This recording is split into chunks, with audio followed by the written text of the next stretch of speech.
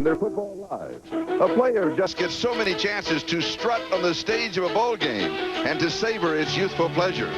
New faces will replace them soon enough. In contrast, the men who will coach them today return to the spotlight year after year, and few in their profession can equal their tenure or success. Johnny Major's first bowl game came in 1956 when, as a player, he led Tennessee to the Sugar Bowl and was runner-up to Paul Hornung for the Heisman Trophy.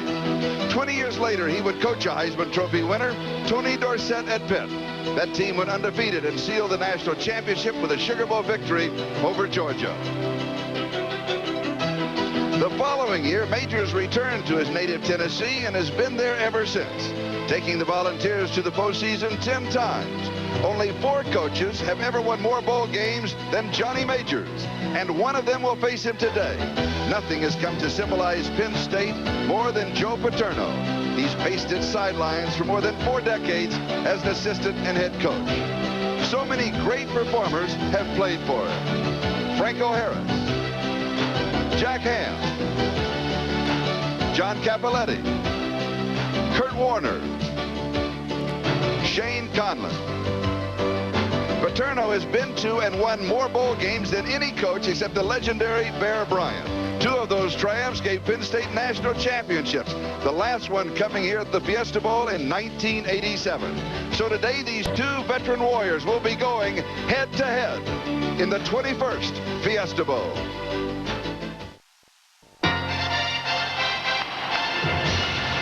The 21st Fiesta Bowl, the Penn State Nittany Lions and the Tennessee Volunteers. Happy New Year, everybody. This is Charlie Jones along with Todd Christensen. 21st Fiesta Bowl. But, Todd, today the magic number is 5. The magic number is 5. Tennessee has won 5 straight bowl games, and this is the 5th appearance for Penn State here in the Fiesta Bowl. The previous 4 were victories, so they've got a chance to go undefeated today. Something has got to give. Penn State won the toss. They deferred to the second half, and so Tennessee will be receiving the opening kickoff. Coming into the ball game, Penn State with a record of the regular season of 10-2. They are ranked 6th in the country. Tennessee's record is 9-2, and they are ranked 10th. Penn State is 6th. Tennessee is 10th. Todd, an advantage, disadvantage to receive in a bowl game. Well, I can understand what their thinking was. Evidently, Penn State is pretty confident in their defense that they can stop people. I think, one of the things that's an advantage to being defense first is that you have had nearly a month layoff. And so inevitably what happens there is that the defenses are able to stay sharp, but the offenses are not. So I'm sure that's what Joe Paterno's thinking is here in deferring to the second half. Greg Fayak will be kicking off for Penn State. Dale Carter, who led the nation in kickoff returns last year, is the deep back.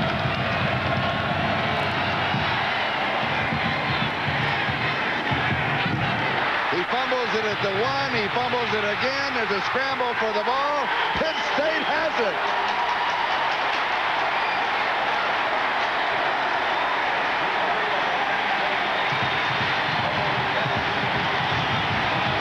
Jeff Kerwin with the fumble recovery. Well, he just misses it. It goes right between his hands. I don't know if it's the gloves or the wind or whatever. And right there, he made a big mistake the second time around. At that point, don't try and pick it up and run. Just fall on the ball. Costly mistake by the All-American. And there to leap on it was Jeff Kerwin, number 41. The Nittany Lions have the ball just outside of the 10-yard line of Tennessee. There you can see right there, 42-20 in a turnover ratio. First in the nation. Penn State, a very opportunistic team. Zaka hands off to Anderson, and he goes to the 7-yard line. Now let's go down to Ahmad Rashad. Ahmad? All right, Charlie, as you stand in that end zone and look towards the ball coming your way, it's obvious that the ball got caught up in the sun. As you look this way, you're looking right into the sun, so I'm sure that was one of the reasons why I wasn't able to feel that ball. Charlie? All right, thank you, Ahmad. We'll be checking in throughout the ball game with Ahmad, working the sideline here at the 21st Fiesta Bowl. 2nd down and 7, the ball at the 7-yard line. Sam Gash is the remaining back. McDuffie and Ingram, the wide receivers, and Saka is dropped. back at the 10-yard line. It'll go for a loss of 3. It's going to be 3rd down and 10. Darryl Hardy makes the defensive play for Tennessee. The offensive line for Penn State: Pickett, Jarek, Huntington, Malinowski, and Seaver. Backs and receivers: Saka, Gash, Anderson, Smith, McDuffie, and Brady. Terry Smith did not draw the starting assignment. He has that shoulder problem. It's McDuffie and Bobby Ingram in the ball game at the beginning. 3rd down, 10-yard line. Play action fake. Saka has pressure, drops it over the middle to Gash. Touchdown, Penn State.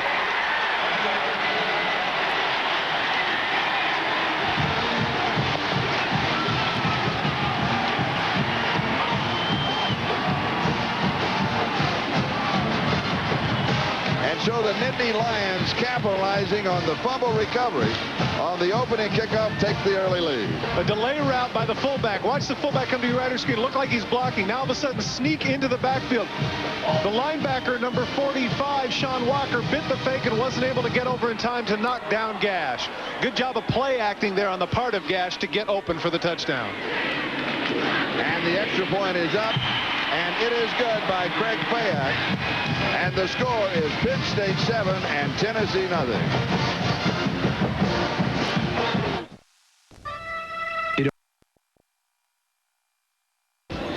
Welcome back to the 21st Fiesta Bowl.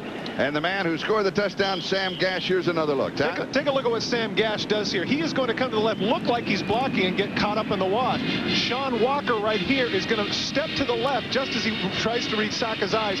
Gash is going to be able to find the opening right there. He does an almost Academy Award-like job of acting. Watch number 11. I'm blocking. No, I'm not. Now one step to the left by Walker enabled Gash to bust in for the score. So Penn State up 7-0.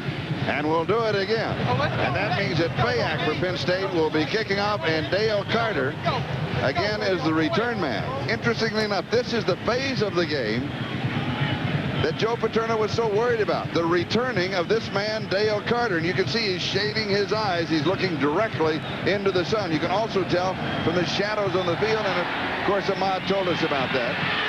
And he takes this one a yard deep in the end zone. He's now out to the 10. A little cut. He's through at the 20, the 25. Comes over the top of the 30, the 32-yard line. That's the reason, with that return of Dale Carter, some 34 yards, that you can see why Penn State was so worried. Mark Graham making the tackle. Offensively for Tennessee, it'll be Daphne, Mislinski, Fisher, Stoll, and Lenore on that offensive line, with Kelly, Brunson, Stewart, Faulkner, Pickens, and Adams, the backs and receivers. So Tennessee, their first time on offense, starting now from their own 34-yard line, 1st down, and they trail in the ball game by a score of 7-0. Andy Kelly is the quarterback. And Tennessee opens up throwing, going to their straight. With the fumble, Corey Fleming is the man who pulled it in. Lee Rubin was there for the defense. So Tennessee opening with 4 wide receivers as they fire through the air. Well, right off the bat, they went in kind of a zone coverage. Keith Goganis there has to, that's a mismatch. You can have an inside linebacker on a wide receiver, and Kelly makes a nice touch pass. And fortunate for the Vols that ball bounced right back up into Fleming's chest. A gain of 23 yards on the play and a 1st down for Tennessee. And here they come again. The quick out far side. And it is going to be complete at the 36-yard line. Humphreys had the coverage on McCleskey as we check Penn State's front 7 with Jackson, Dieter, Benfatti, Gibbons, Wright, Goganis, and McKenzie. And in the secondary, Humphreys, Bana, Perry, and Rubin. 2nd down and 4 after that gain of 6 to the 36-yard line. With pressure, the pass is incomplete. Fleming, the intended receiver for Tennessee. Are you surprised that they came out throwing? I tell you what, Andy Kelly is obviously not intimidated by the fact that the Penn State defense had 15 interceptions this season. Excuse me, they had 26 interceptions this season. Very impressive secondary for the Nittany Lions, but evidently Andy Kelly has found that there's some weakness back there that he can exploit, and thus far that's what he's done. Kelly has hit 2 out of 3 in the ball game for 30 yards. It's 3rd down and 4. And he sets up again and goes deep down the left side and overthrows Corey Fleming. And Goganis, the inside linebacker, had picked up the coverage. It'll be 4th down. Well, he's got something to be discouraged about, but they've got a debate here as to whether or not they're going to, it's kind of a tweener situation here at the 36 because they're going into a very small headwind. So this is 4-down territory. Tennessee's going to go for it. Nobody can accuse that man of being too conservative, especially with that jacket.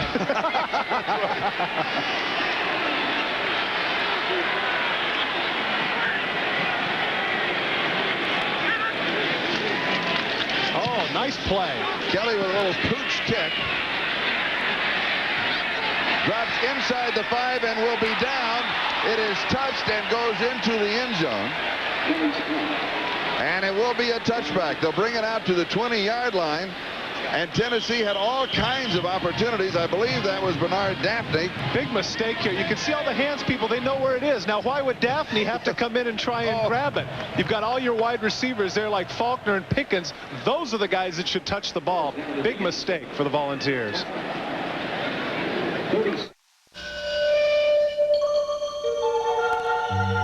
One of the things that Tennessee actually stole a page out of the Denver Bronco book. This is something the Broncos do with John Elway, the pooch punt. Now look, all the hands people are right there.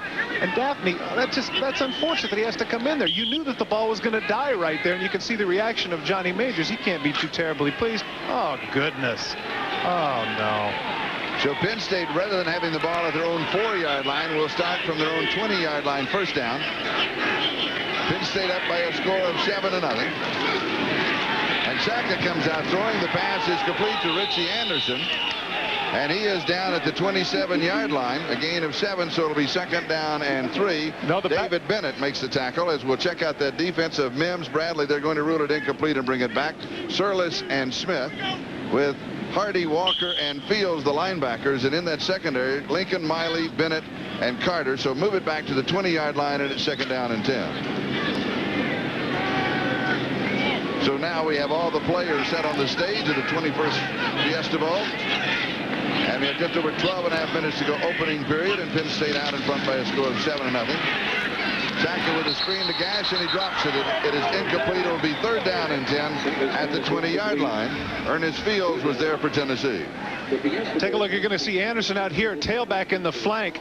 This is the play that was called back. Watch the bobble here at the end. It appears that he has it. Now watch right there at the bottom. The ball comes out, hits the ground, and that's what the back judge sees. He comes in and correctly rules it incomplete. Changing that offensive line for Penn State, Mike Heller is now in at the guard slot as Malinowski has come out, and it's 3rd down and 10.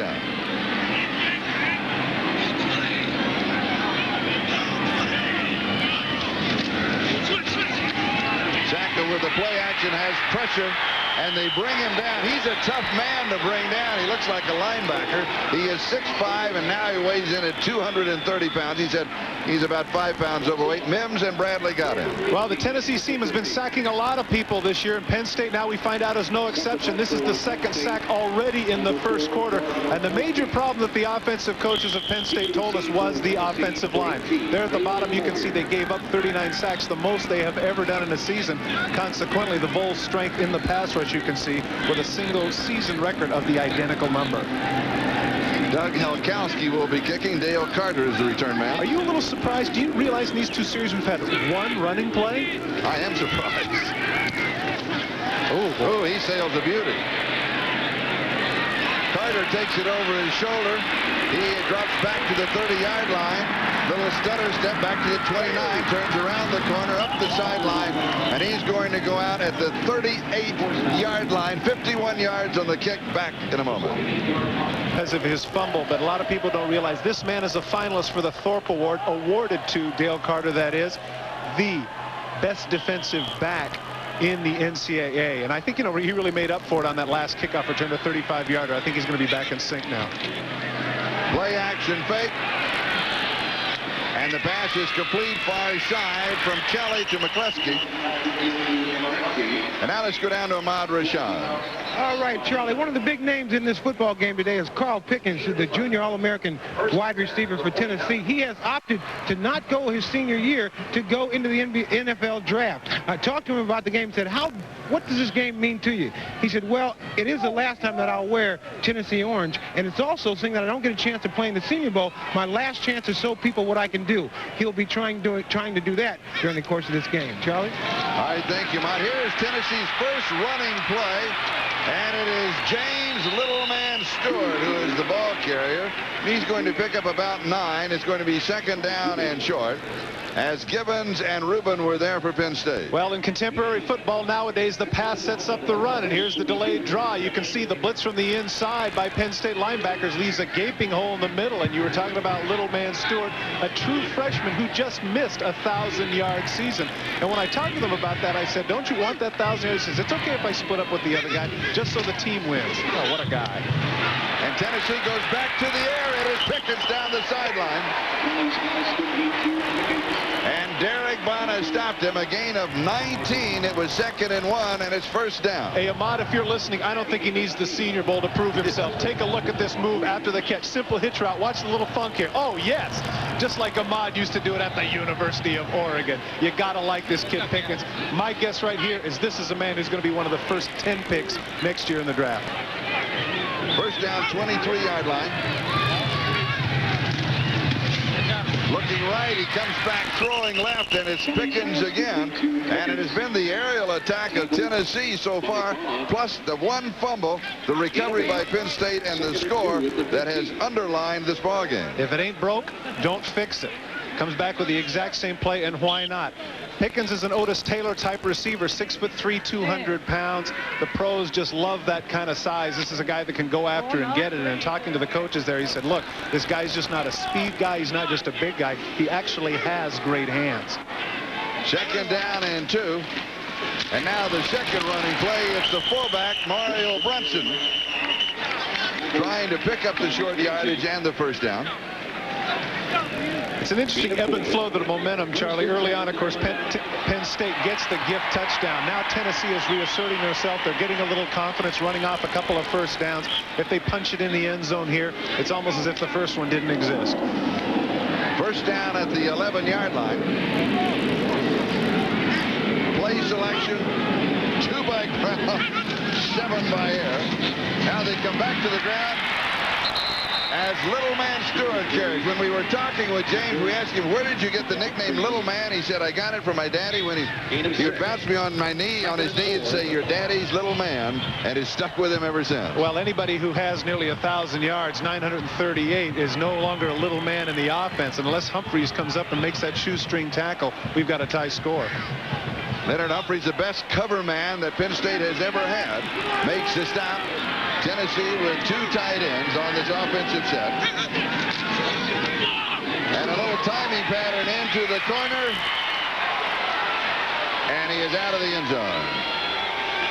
So it'll be 3rd down and 4 at the 5-yard line. Give credit to Bonner for making good coverage there. It doesn't look like it because he makes the catch, but he knows exactly where the end zone is. He knows he doesn't have that much room. And once the ball goes up, take a look at the feet. He tries to get the left foot down, but it was a good call by the official. The right foot comes up and the left foot goes down.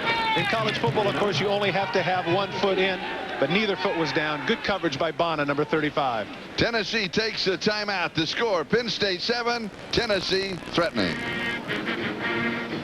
The Paris race was a motor car built by Siemens. That was then. 9 minutes and 23 seconds time remaining of the first quarter here in the Fiesta Bowl. Penn State leading 7-0. Tennessee has the ball on the Nittany Lions 5-yard line. It is 3rd down and 4. And thus far, Andy Kelly has hit 5 of 8 passes for 68 yards. You look for him to throw here, and you look for him to throw to number 15, Pickens.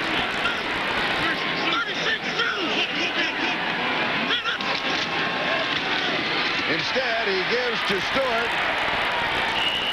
and he is going to get to the 1-yard line, which is going to be very close to the first down. I think he got the first down, Charlie, and that was an excellent call. As you say, everybody would think the predictability of throwing the alley-oop to Pickens a la R.C. Owens, but the handoff to the little man was able to get them the first down, I believe, from this angle. Brett Wright was the first Penn State defender there, and Derek Bonner the second as the chains come out for the official measurement.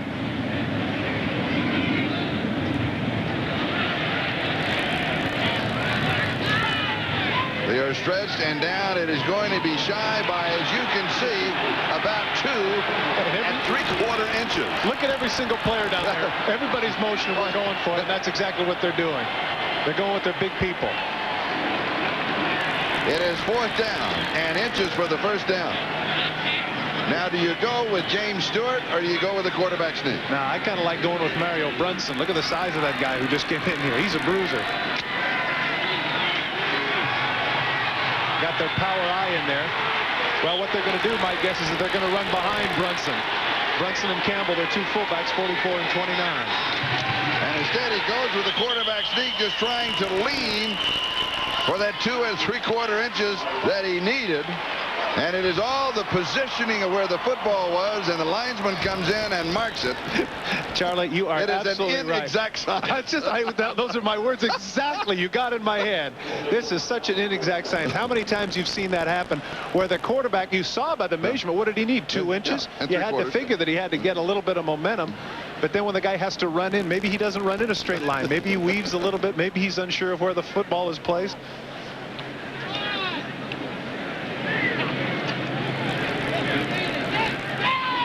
Down, first down and goal to go.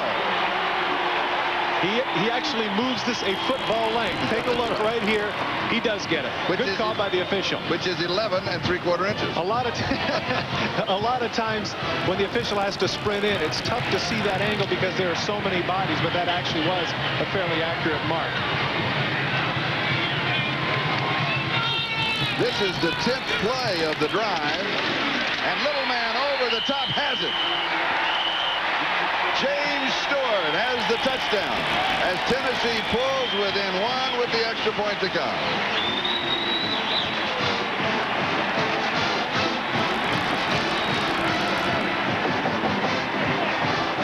As I mentioned earlier, this touchdown now erases the mistake of Carter earlier.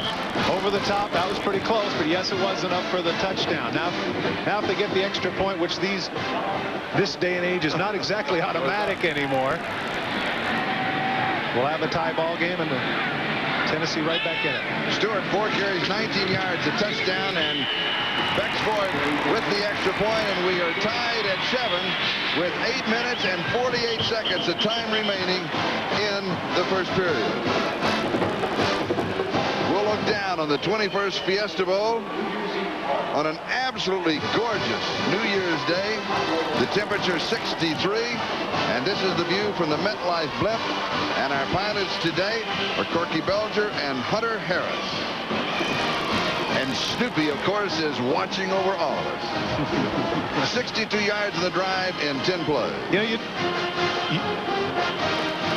you don't realize it, you know, Charlie, because you and I do so much professional football, but I was looking there at James Stewart on the sidelines and realizing when we were talking with him 2-3 days ago, this guy just turned 19. I mean, you have ties that are older than that. This was my New Year's Day. I just turned 19, yes. Let's go down to Ahmad. All right, Charlie, the man standing with me now, you probably would recognize him from the movies, from television, but I recognize him because he's got this orange on, and he's had it on ever since he was 13 years old. You told me that Tennessee, this is David Chief, you told me that Tennessee likes to start off behind. Well, I like us to. We seem to play better when other people jump out to a lead on us, and I like the way we're using the pass to make the run work, so maybe they'll kick a field goal, we'll score a touchdown back and forth all day, and we'll come out on top. All right, Charlie, you and Charlie, we have all the answers down there. Anytime you need something, David and I will be standing by. That's right. And on the return, this is Shelly Hammonds to the 40, the 45, and finally collared at the 47 or the 48-yard line. 42 yards on the return, and Dale Carter got him. Shelly Hammonds, the junior from Barnwell, South Carolina. Watch him cut back to the left. You're going to see the play is designed to go to the right. Now watch, all of a sudden he cuts back left, and there's a big gap there. And unless Dale Carter, the 4'4" All-American free safety, is there to get him, then he goes the distance. Dale Carter, number 18, has been involved in a lot of important plays thus far in this game, but Shelly Hammonds gives Penn State excellent field position at the 47-yard line. So Penn State goes to work first down at their own 47. The ball game now tied 7-7.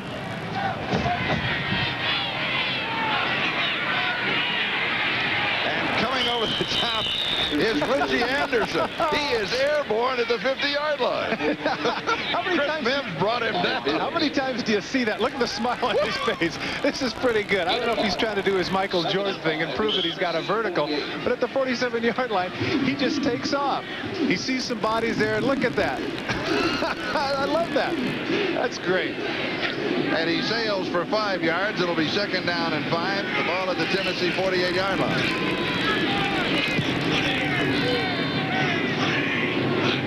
And here comes the safety blitz.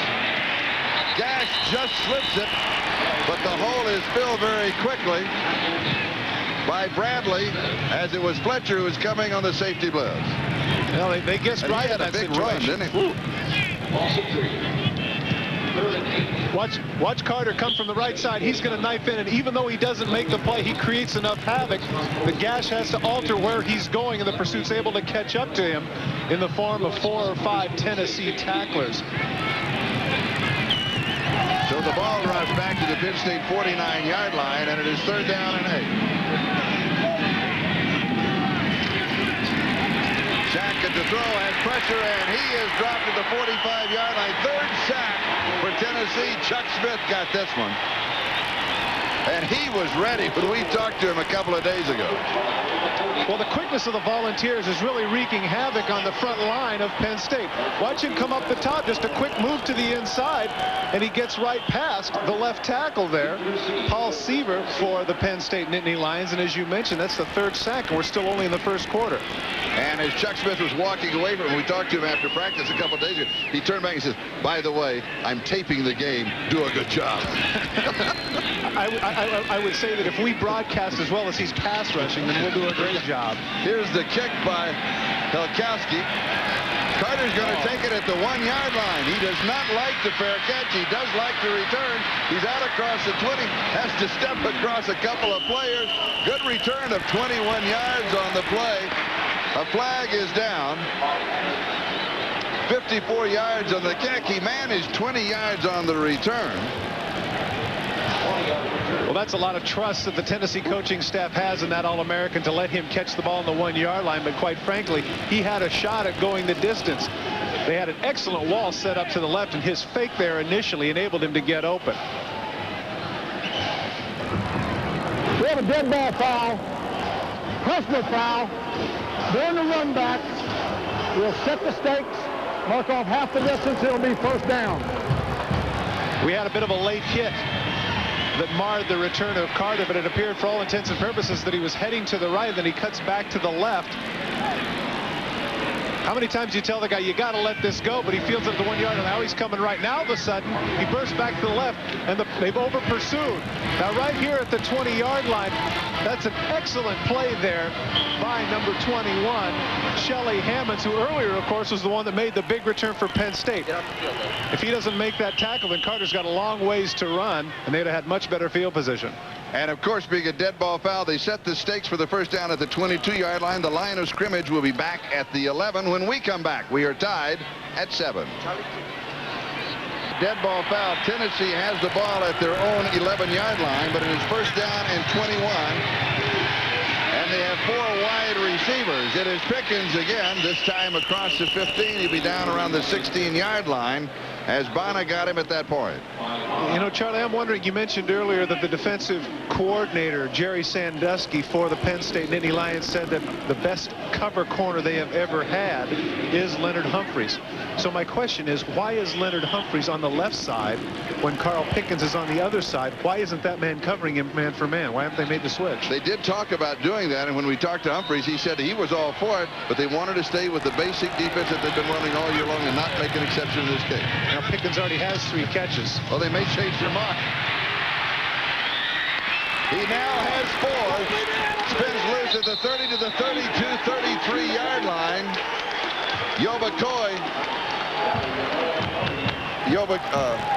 Yoboa Dakota.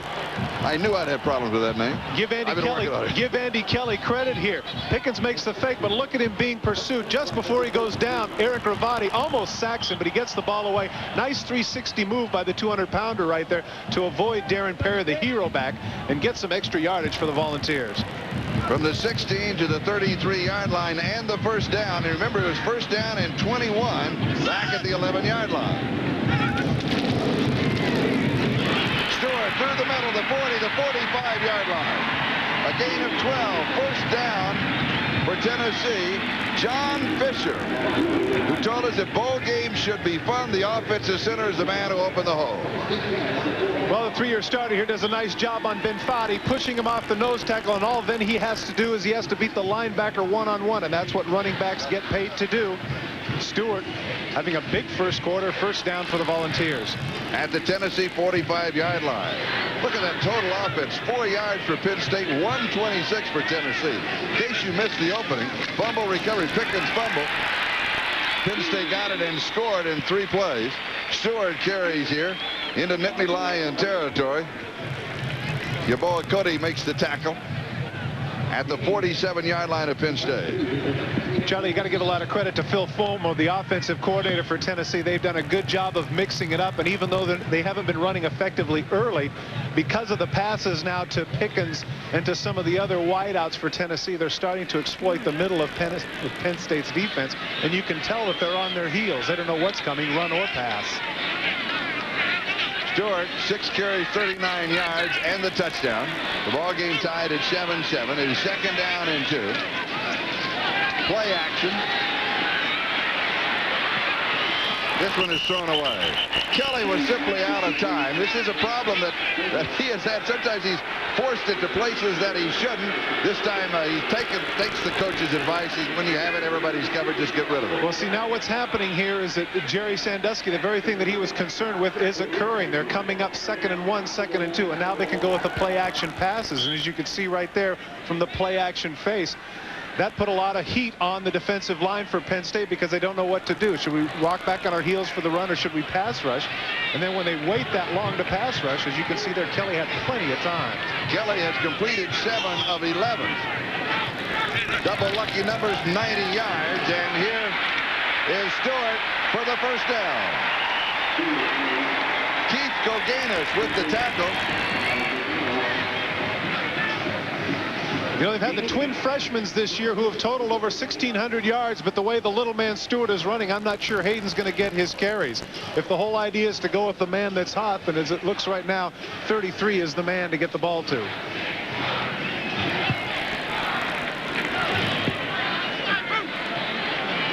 And now Tennessee with 3 wide receivers on the set. And there wasn't anything left for Stewart as Lou Ben Foddy was simply waiting for him. They'll lose a couple back to the 41. One of the things that Tennessee has had the last couple of years, the likes of Reggie Cobb, Chuck Webb, and Tony Thompson, is excellent tailbacks. These two are true freshmen. You can see right there combined for a third of the offense at over 1,600 yards. But right now, that man on the right of your screen, Mr. Stewart, is having himself a day. Second down and long. 4 wide receivers for Tennessee. All alone and dropped. Lloyd Kerr drops the ball. Charlie, they're going to rule it a completion. This is the play they were able to hit earlier to their wide receiver. And once again, you can see, watch the middle of the field. They go to the zone. He splits the zone. He's all alone there in the middle. They have to do something with regards to that. They can't count on their safeties to just come up with the big hits. You can't let those wide receivers, in this case Lloyd Kerr, run wide open in the secondary. My eyes deceive me. I thought he dropped the ball. It is a first down at the 15-yard line. End zone, incomplete. Kelly going to J.J. McCleskey. Humphreys had the coverage. It'll be second down back of the 15-yard line. Let's go down to Ahmad Rashad. Ahmad? All right, Charlie. This is a huge game, and here watching it is the Grand Marshal of the Fiesta Bowl Parade, Irma Bombeck. Now, you're on this sideline, Tennessee. Are you rooting for Tennessee? Well, I tell you, I figure that everyone's been asking me who's going to win this game. I'm from Arizona, and I think probably the person will win the game who has the larger score. Oh, Is that the way I think that's the way that. I think that's the way that works. Isn't that right, Todd? That makes sense to me. And here is Stewart to the 7-yard line. Irma Bombeck, the hit at the kickoff luncheon where more than 3,000 people were gathered, and their opening statement was, "This is the first bowl that I've seen that I didn't have to clean." The whole place just came apart. You know what? I've read 2 of her books. One of them was that the grass is always greener over the septic tank, which was a lot of laughs. And the other one was, if life's a bowl of cherries, how come I'm always in the pits? I mean, and the new one is, when you look like your passport photo, it's time to come home. She's very entertaining columnist. She's a great talent. Very talented writer. 11th play of the drive, 3rd down and 3. Kelly, good protect, dumps it off underneath. This one is incomplete. Hayden, the intended receiver, he couldn't hold on to it. Excellent play there by Lee Rubin. He wasn't even a starter when the season began, and now at the end of the season, he is the leading tackler for the Penn State Nittany Lions, as well as having 5 interceptions. And the field goal team is aboard. John Bexford, who is hit from 44 yards out. So Craig Martin is the center. Jason Julian is the holder. Bexford will be kicking from the 14-yard line, an attempt of 24 yards.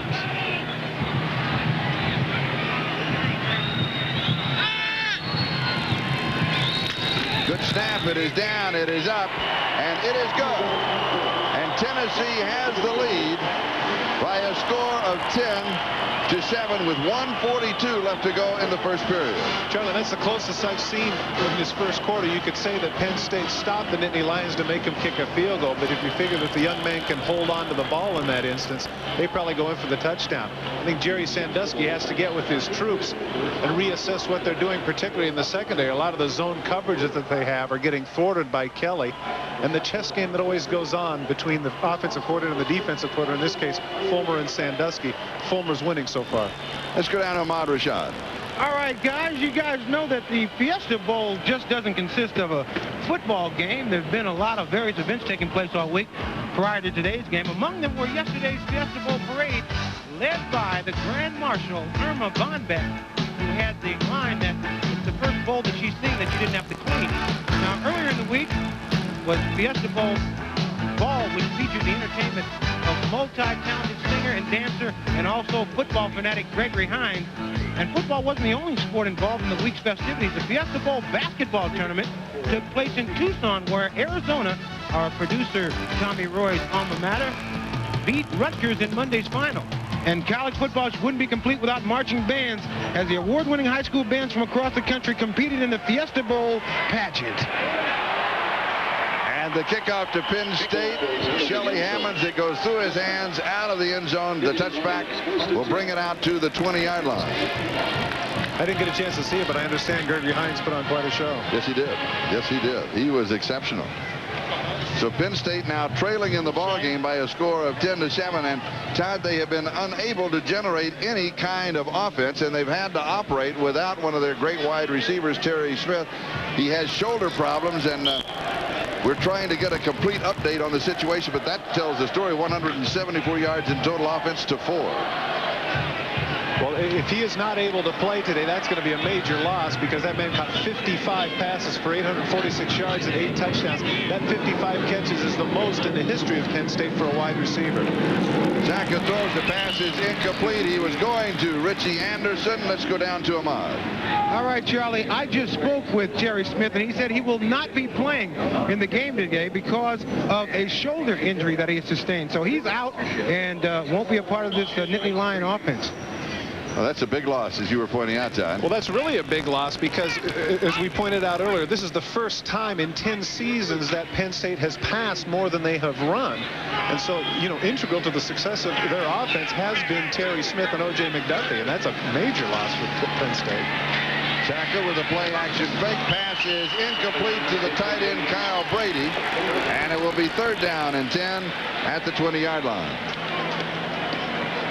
That man right there has to be a little bit frustrated. He put that one right on the money, and Brady just dropped it. And the way the Penn State offense has been going with only 4 total yards, they need a break here. They can't afford the luxury of drop passes and mental errors. Shaka has completed only 1 of 5 for 10 yards. That completion was the touchdown to Sam Gadd. When we talked to Joe Paterno, he said he really doesn't call the plays along the sideline, but things are going well. He will take off the offense and call the offensive plays. Gash carries on the draw to the 26-yard line. It's going to be 4th down and 4. as Ernest Fields makes the tackle, and that means that Elkowski will be kicking to the ever-dangerous Dale Carter. I'm surprised that with this series that Joe Paterno didn't try to get a running game going instead of throwing on first down all the time. Despite the fact that Penn State does have, Tennessee has excellent pass rushing defensive linemen. They are smaller than the Penn State offensive line, and they should take the opportunity to be physical with them and see what they can do about dominating the line of scrimmage, because right now it's certainly going in Tennessee's favor.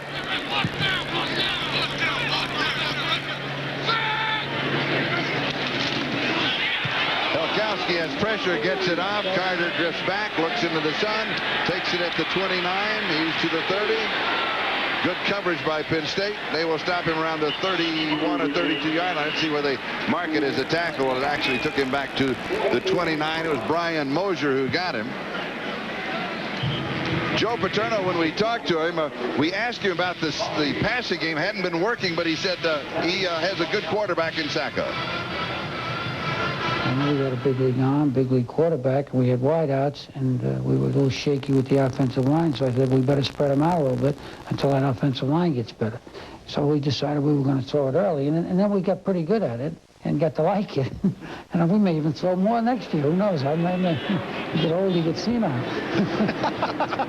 A new side of Joe Paterno. And here is Stewart carrying. And he is able to run free. He picks up 13 yards before the hero Darren Perry makes the tackle. And the run being set up by the pass of Tennessee. Penn State's defense just really looks flat here. That was simply a dive play, and there's nobody there. Watch the right side of the line. Just a straight handoff to the I-back. The fullback comes in, goes in the middle linebacker, but look at the gaping hole there. No defensive line, no defensive tackle or defensive end to stop his thrust, and there it is again. And this is Kenneth Campbell. They're going to mark it at the Penn State 46-yard line. A gain of 12, back-to-back first downs. Lee Rubin makes the tackle. Well, part of the problem, what's happening here, Charlie, is Penn State's inability to go 3 and out. The momentum is all Tennessee's. They give the ball right back. And here's Tennessee charging again. Into the first quarter, Tennessee 10, Penn State 7. I was afraid. I just... Statistics after the first period of play. Well, I guess they tell the story here. Look at that, almost 10 times as many yards. The thing that stands out to me, though, is that 0 yards rushing. Even though Penn State may not be a running team, they've got to establish some semblance of a running game. For Tennessee, Stewart, the leading rusher, with 65 yards and 10 carries. And the play action this time works to Faulkner. And Bonner makes the tackle. Greg Faulkner with 35 receptions and a touchdown on the year, and a flag is down. A gain of 11 yards. They may bring it back. Pickens, by the way, in the first quarter had 4 receptions for 49 yards. Kelly, 8 of 14 through the air for 117 yards passing. We have holding on the offense, 10-yard penalty, still first down.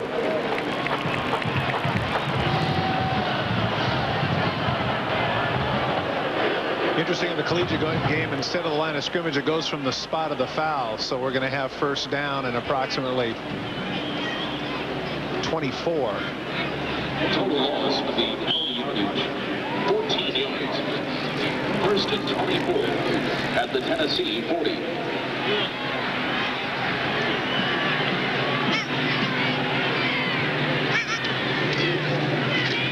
Kelly back to throw. Has good protection. Drops it over the middle to the tight end, Mark Adams. And Adams is stopped by Darren Perry. You know, Darren Perry, that was an excellent tackle. Of course, the strong safety for Penn State is known as the hero back. When I questioned Jerry Sandusky where that number came from, he said that Rip Engel, the coach, of course, a legendary coach for Penn State prior to Joe Paterno, everybody else was calling that position a monster back, and he didn't like that term monster.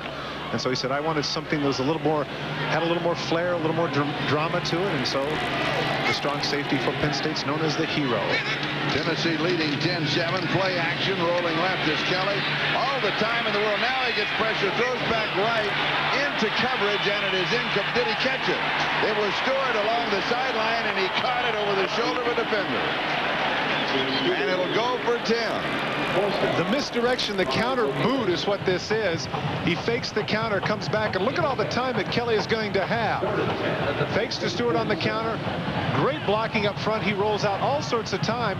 This is about his 4th read coming back, and Goganis has as good a protection coverage as you can right here, but he doesn't look back. And as a result, Stewart's able to go over the top of his head and make a very good catch.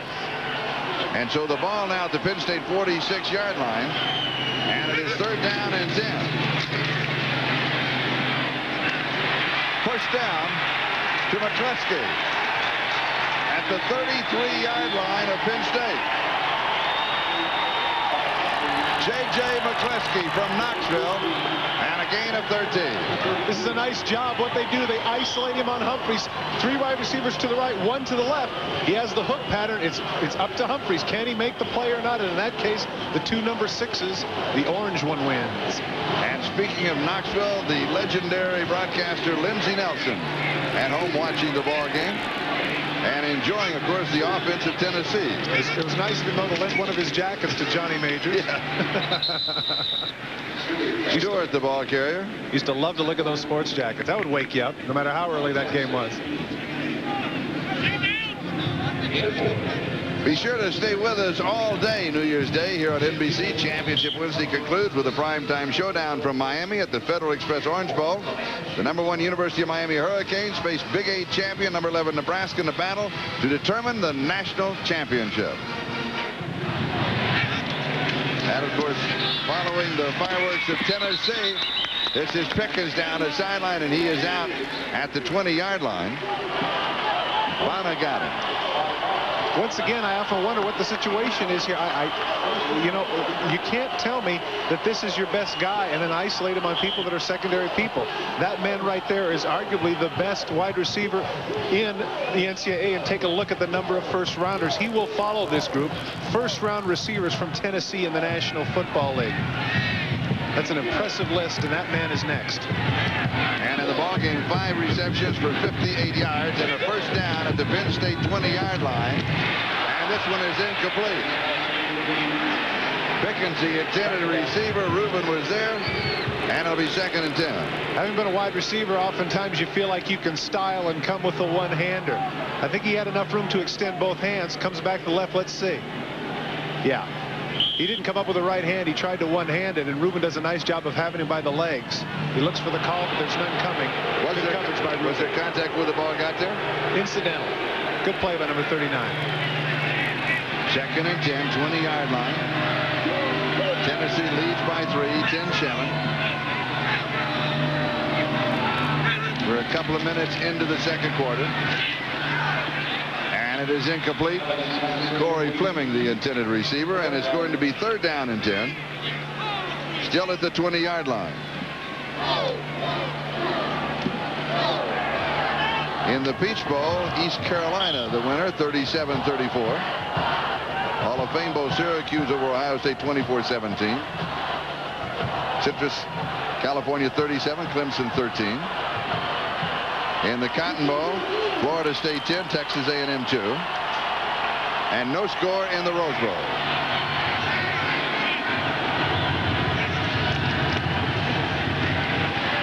Kelly rolls, throws into the corner. It is Faulkner who was there going for it. And it is incomplete. We'll bring it back. Now Penn State's doing a good job of getting some rush on Kelly. Far too way out. Good call by the official. But really the key to that is forcing Kelly out of the pocket and making him throw on the run. Penn State finally getting a little rush. And so Bexford, who is hit from 24 yards out, will attempt a 37-yard field goal. Again, Martin to center, Julian to hold, and Bexford from 37.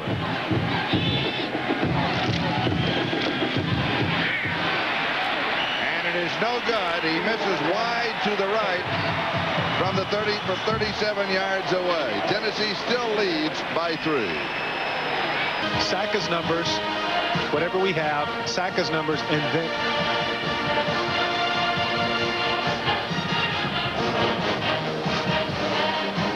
this happened before the ball game. The Army parachute team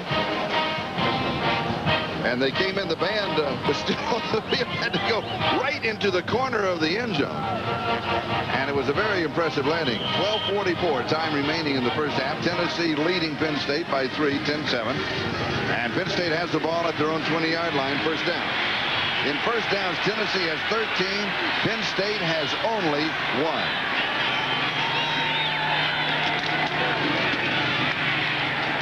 Going over the top is Richie Anderson, and he's going to pick up a couple of yards to the 22. Todd Kelly making the stop. He, along with Bailey and Casey Rogers, are in that defensive set for Tennessee. Well, Tony Saka, offensive coordinator Fran Gander, told us that man right there is the most talented quarterback they have ever had at Penn State, and certainly the numbers justify that. All-time leader in career yardage, as you saw by that graphic. This year has been the most prolific offensively for Penn State in their history. But as you can see, struggling in this game, 1 of 5 for 10 yards. This is his second completion. This is to O.J. McDuffie, and he has the first down. Out to the 34-yard line. A gain of 11. Sean Walker with the tackle. First down, Penn State. Well, with Terry Smith on the shelf with a shoulder injury, the onus of the passing game really does fall here to O.J. McDuffie. Little move right here, and he actually avoids 2 people who overrun it. A good hustle there on the part of the middle backer, Walker, to catch him from behind. O.J. McDuffie having a terrific year himself. 46 catches for 790 yards and 6 touchdowns. Also, he has returned 2 punts for touchdowns. And Penn State comes back on the ground with Richie Anderson, the ball carrier. This is really what they have to do, Charlie. You know, the way Penn State was going up and down the field, of course, it could be time to panic. But you look up at the scoreboard, you realize it's only 10-7. There's plenty of time left in this game. Penn State needs to establish the run with Anderson, mix it up a little bit with some play-action passes, and not go to the straight drop back on first down every time. The ball at the 39-yard line of Penn State. And it is second down and 5.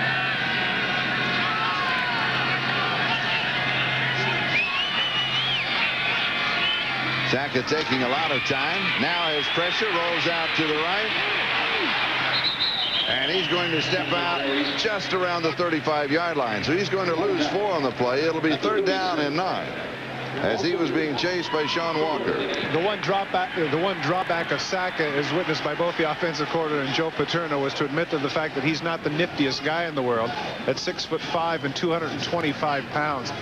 And later we'll get a shot of the shoes that he's wearing, and maybe that's one of the reasons.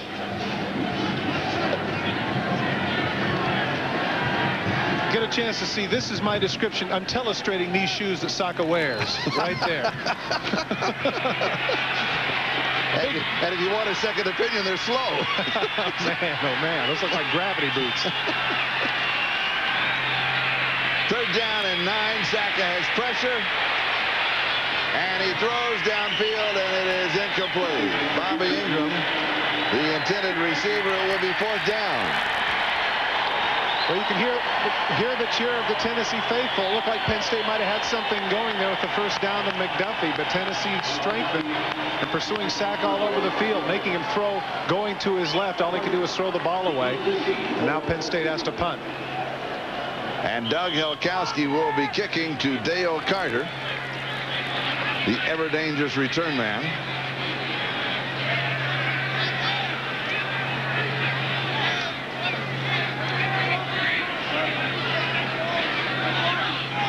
Bob Check is the center for Penn State. No rush, good kick. Carter drops back, takes it at the 16, drops it, fumbles it again, picks it up at the 11. He's now at the 10. And struggles back to the 19-yard line. So Tennessee has the ball and the lead.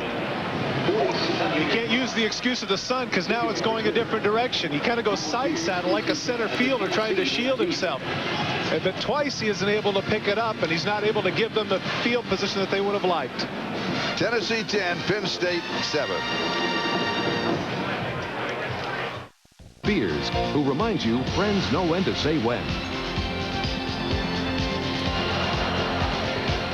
Oftentimes when you goof up, first time you say shame on you, second time shame on me. Everybody was comforting Dale Carter the first time, not this time. You can see Johnny Majors not very happy with his All-American free safety. Little chewing out here to say, how can you make that mistake? That was a very heated argument. You can see by the look on his face, he's not happy with the way Dale Carter handled himself on that last punt.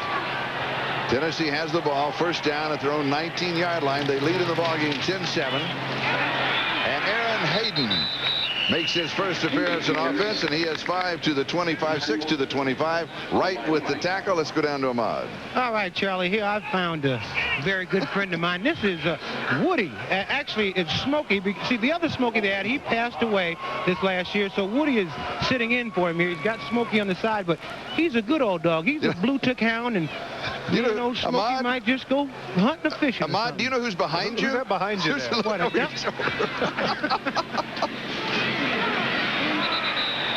And Hayden is cut down by Bonner. Been picking on Bonner in the passing game, but he comes up and makes a nice tackle there. I think they were picking on Ahmad down there is what I think they were doing. Coming off the block here, watch Bonner makes the play. Cutting to the outside, that's actually a bad cut by the youngster. He should have cut inside for the yardage, but that enabled Bonner to make the play. I'm very surprised, quite frankly, that Hayden's in the game, as well as Stewart was running in the first quarter. But they want to keep fresh legs. He's 19, for goodness sakes. Fresh legs. Here's the reason Hayden is in, as he picks up the first down. 9 yards to the 35-yard line. Aaron Hayden, a freshman from Detroit, 6 feet even, 200 pounds. Bonner and Wright with the tackle. Well, once again, the interior line. Take a look off the ball. Fisher and Myslinski open up the big hole. And Hayden's able to slide through. Brett Wright unable. He comes back and helps on the tackle, but not before Hayden has gotten the first down. And number 50, the left guard, Tom Myslinski, will tell you about the way his name is pronounced right after this play. And here is Hayden. He goes out to the 40-yard line. When we talked to number 50, Tom Myslinski, a couple of days ago, we asked him how does he pronounce his name, and he said everybody's been calling me Mize. He said, but it's Miss. He said Myslinski. He said, of course, if my friends in Rome, New York, where I'm from, if you call it Mishlinski, they'll really like it. Let me tell you something. I bet that if they continue to run the ball the way they're running it, the Penn State linebackers will be able to pronounce his name correctly. Yes. Second down and 5.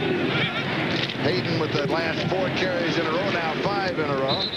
And he is brought down at the 41-yard line, so it's going to be 3rd down and 4. As Ravati and Gogena stop the Tennessee offense. And we have an injury timeout. And that is Bernard Daphne, the left tackle, the senior from Los Angeles. So we'll step aside for a moment. Tennessee leads 10-7. We come back with a Fiesta Bowl flashback. The game that was so big they moved it to the night of January the 2nd, 1987 for the national championship. Giftopoulos with the interception of Vinny Testaverde pass. Penn State won it and the national title 14-10.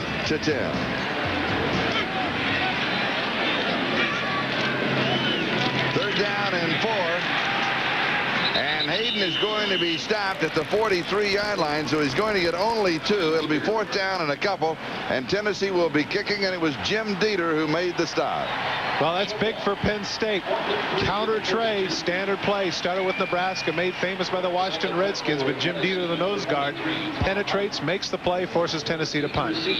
Tom Hutton will be kicking. This is his first punt of the ball game. You may recall that Andy Kelly with that little pooch kick earlier in the game, and O.J. McDuffie is the return man for Penn State.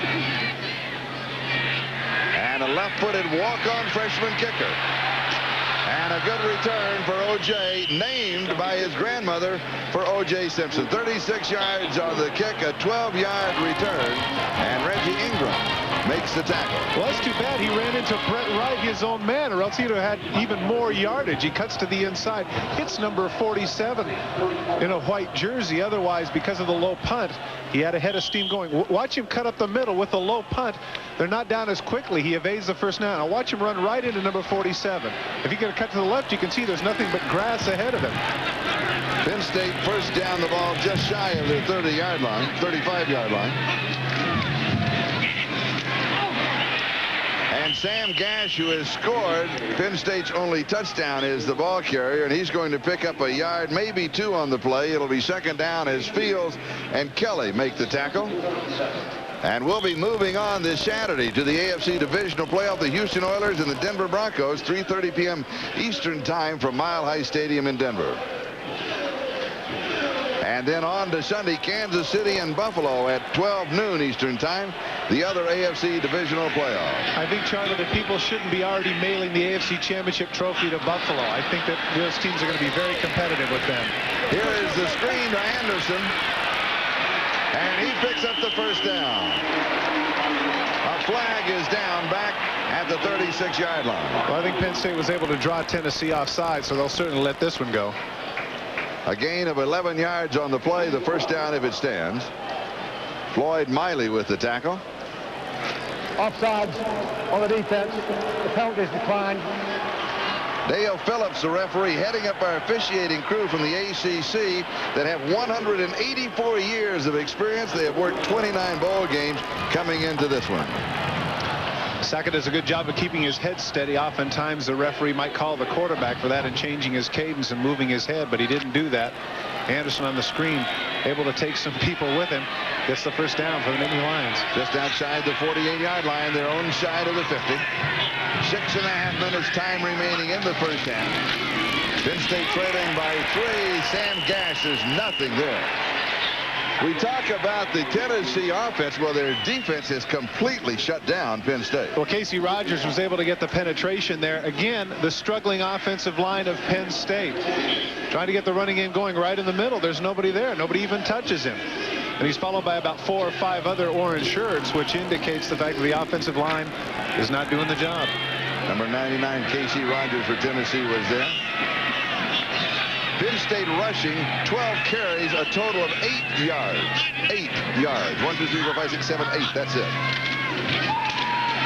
Shaka goes deep, and it is incomplete. He was going to McDuffie. And Jeremy Lincoln had picked him up on the coverage. It's going to be third down. Tennessee is mixing up its coverage. It came with a blitz there, and they had man for man. But McDuffie was covered. That's a good job by the secondary. His ball coming right towards you. And I do mean right towards you. Ahmad was there. The report that we have is that he still has the hands, but he heard some footsteps. Ahmad could have caught it. He just stepped out of bounds, just like he always did. Sack of 3 of 9, 32 yards in the touchdown. Cold shot. Cold shot.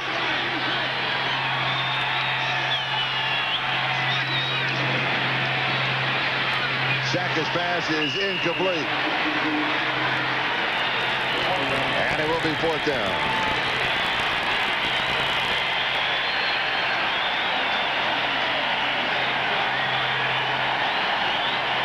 Here at the Fiesta Bowl with 5 minutes and 40 seconds left to go in the first half.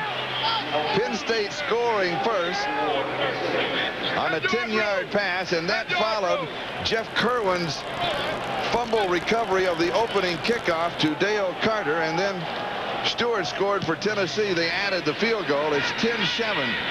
Tennessee over Penn State, and this one will be allowed to go into the end zone for the touchback. We'll bring it out to the 20-yard line. It's a 52-yard kick.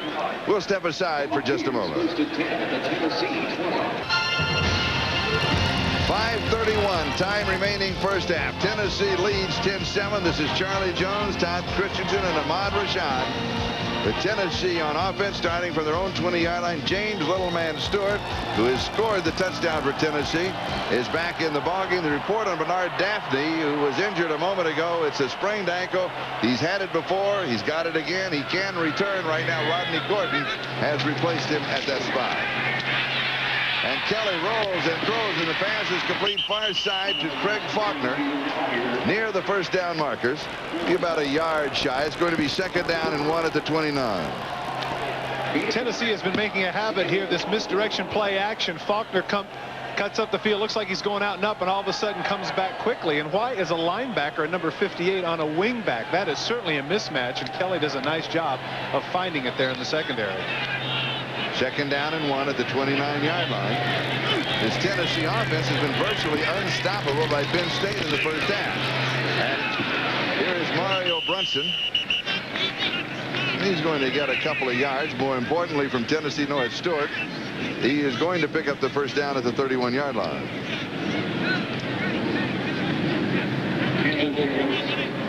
Dyoka Jackson with the tackle. Kelly already thrown the ball 21 times for 162 yards. Give credit to his offensive line. They've done an outstanding job of protecting him thus far.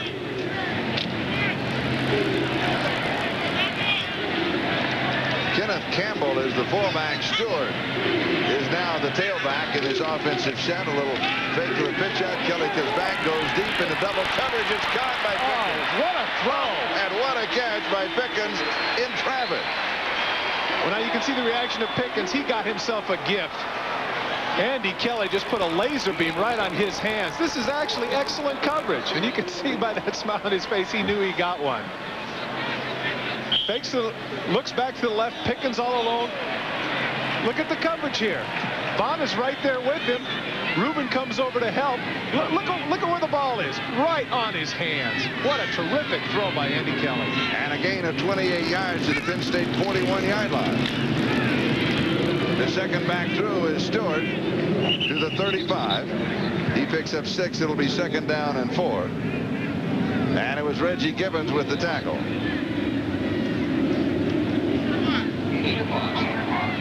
You know, very rarely do you see a situation where guys are as good as advertised, but that man certainly is. He's having himself a day. And meanwhile, James Stewart with 12 carries has picked up 74 yards and has scored Tennessee's touchdown. And here it is second down. Again, a play action fake. Pickett stops, comes back, and it is incomplete. Battling with Humphreys at the 1-yard line. It'll be third down. And finally, we have Humphreys on Pickens. Finally, the good cover man is on their best receiver. And he had him blanketed. This is one of those classic cases where the ball is overthrown. Humphreys right with him, step for step. He comes back. Now watch the hand right at the end there. Nice job by Humphreys, putting his hand right between the two arms of Pickens. And watch, excellent coverage by Humphreys. Humphreys told us yesterday that he has a knack for picking up the ball in the air. He can follow the receiver with his head and look back and just pick it out immediately. Well, he's always had that knack. Right there, that was a fantastic job, because once the ball is overthrown, he's running the other direction. He has to make a great athletic play to come back, and that's just what he did. Over the middle, Pickens pulls it down. 25-yard line, gain of 10, first down. And Johnny Majors, the head coach of Tennessee, talked about Carl Pickens and the fact that he's foregoing his last year for the NFL draft. I could understand if he didn't stay another year, because that's significant. A young man could get hurt. You can't afford to talk him out of it because of that. Economically, many of them need it. And last, and certainly not the least, I understand that the laws of the land, I don't think we could win a court case but try to prevent some young men from going to the pros. So that's facts. We have to face it and try to be as fair to the young men as you can. Carl's done a good job for us, and we wish him Godspeed. The ball carrier is Bose Phillips, also a freshman, the third freshman tailback for Tennessee that we have seen in the ballgame. Perry and Rubin with the tackle. Back to what Johnny Majors was saying, another factor to put together with Pickens is this is his postseason. Since he's a junior, he's not going to be participating in the bowl games, the Hula Bowl games, the chance to star and show off for the scouts. This is it. Well, I think it's very interesting that Johnny Majors comes across as very magnanimous there, but he does input the whole idea of, well, we couldn't fight it in court anyway. Yeah, okay. Pickens 7 receptions, 97 yards, and we have just under 3 minutes. The time remaining in the first half as Kelly just kind of struggles to the 20-yard line. There's the time remaining, 2:46 and counting. Well, neither of these quarterbacks are going to make anybody forget Steve Young or Randall Cunningham. That was a straight quarterback draw, and Andy Kelly, certainly not an option quarterback or much of a runner, was able just to salvage a yard on that one. Yeah, but what a nice young man. You know, when we talked to him a couple of days ago, and he was saying, well, you know, we messed up a lot during the season. He said, but mostly it was my fault. He said, I would do a misread or that, and then his coaches said, he might mess up, but he always had that knack of coming back and doing it again. He's doing okay today. I would say he is. 15 of 24, 201 yards already. And here is Pickens again. And Perry with the tackle. I'll be interested in this decision right now because the freshman kicker missed from about this distance last time. This will be a little bit shorter. It'll be about a 35-yarder, but they've got 4th and 2, and you can see right there Majors is debating it himself as to what he wants to do. Coming into the game, Bexford was 15 of 21, but Majors is going to call timeout and give him a chance to think about it. Clock is stopped with 1:49 time remaining in the first half. We'll be back in a moment. Page 7. Bexford, the kicker for Tennessee, has hit from 24, missed from 37, so they decide not to take a chance here. It's 4th down and a couple.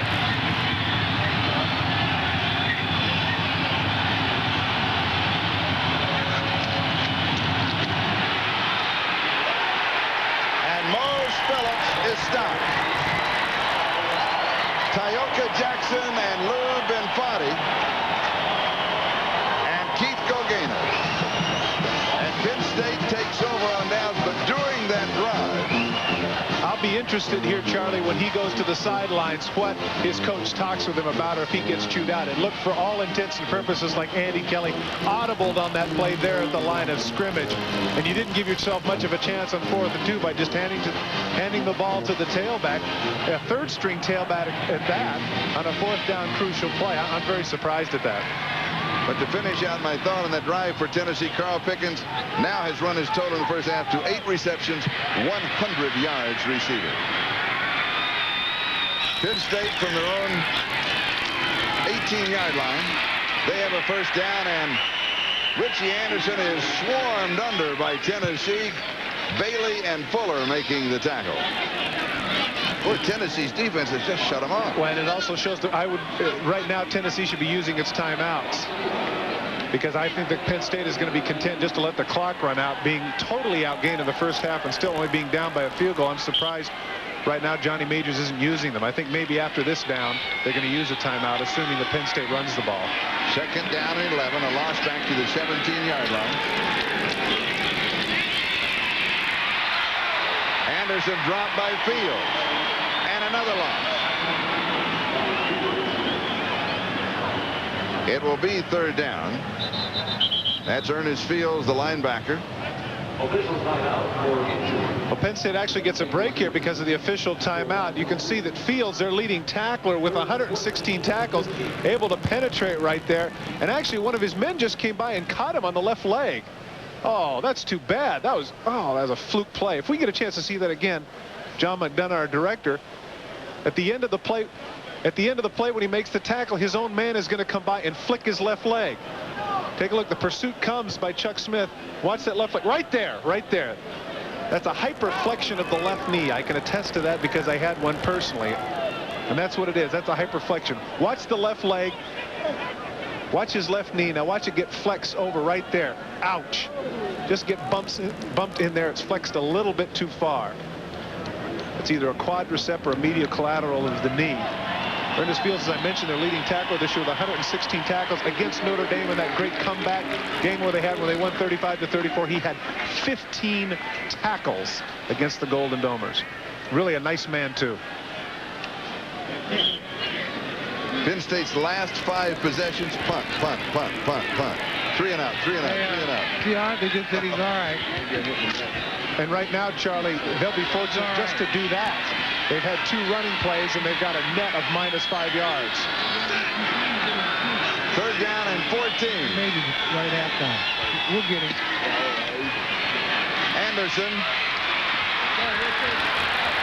Anderson for the first down. It was 3rd and 14 across the 30.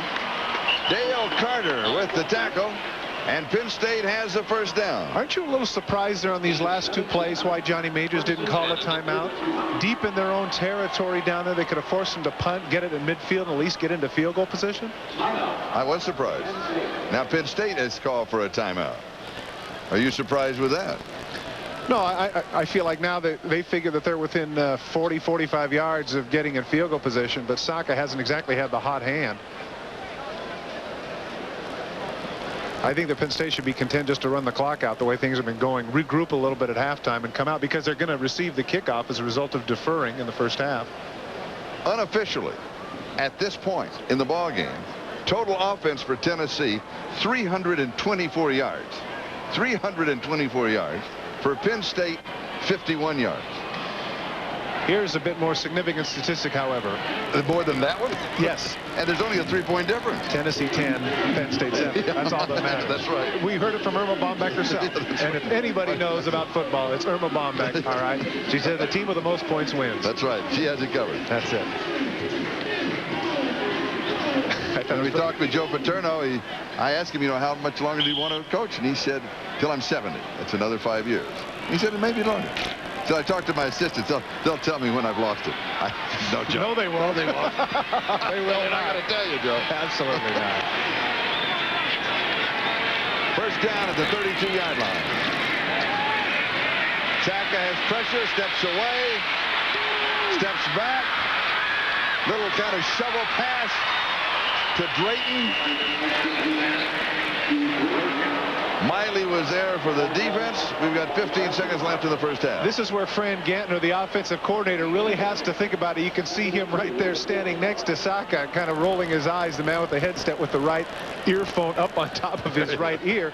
With 25 seconds left and the way they've been rushing the passer, he's really taking a risk trying to do this because in all likelihood, they're going to have a really difficult time getting into field goal position unless they just throw a long pass and get lucky. I think at this point they should just kneel down and get the half over with. What camera will I have, TR? Second down and 2. The ball just shy of the 40-yard line.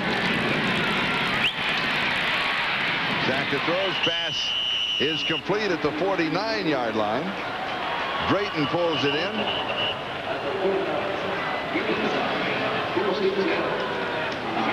And a first down and a timeout.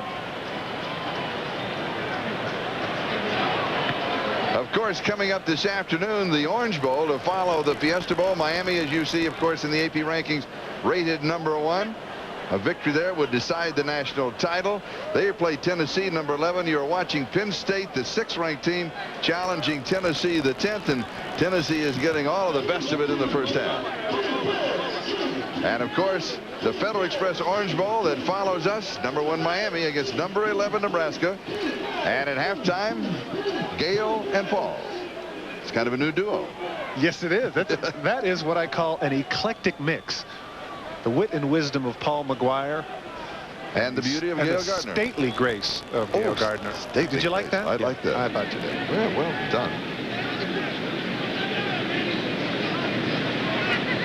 And in the Rose Bowl in the second quarter, Washington and Michigan are tied at 7. And here in the 21st Fiesta Bowl, Tennessee leading Penn State by 3, 10-7 with 9 seconds left to go in the first half. Speaking of Paul, I liked his New Year's resolution regarding moderation. I thought that was a very cogent thought. All things in moderation.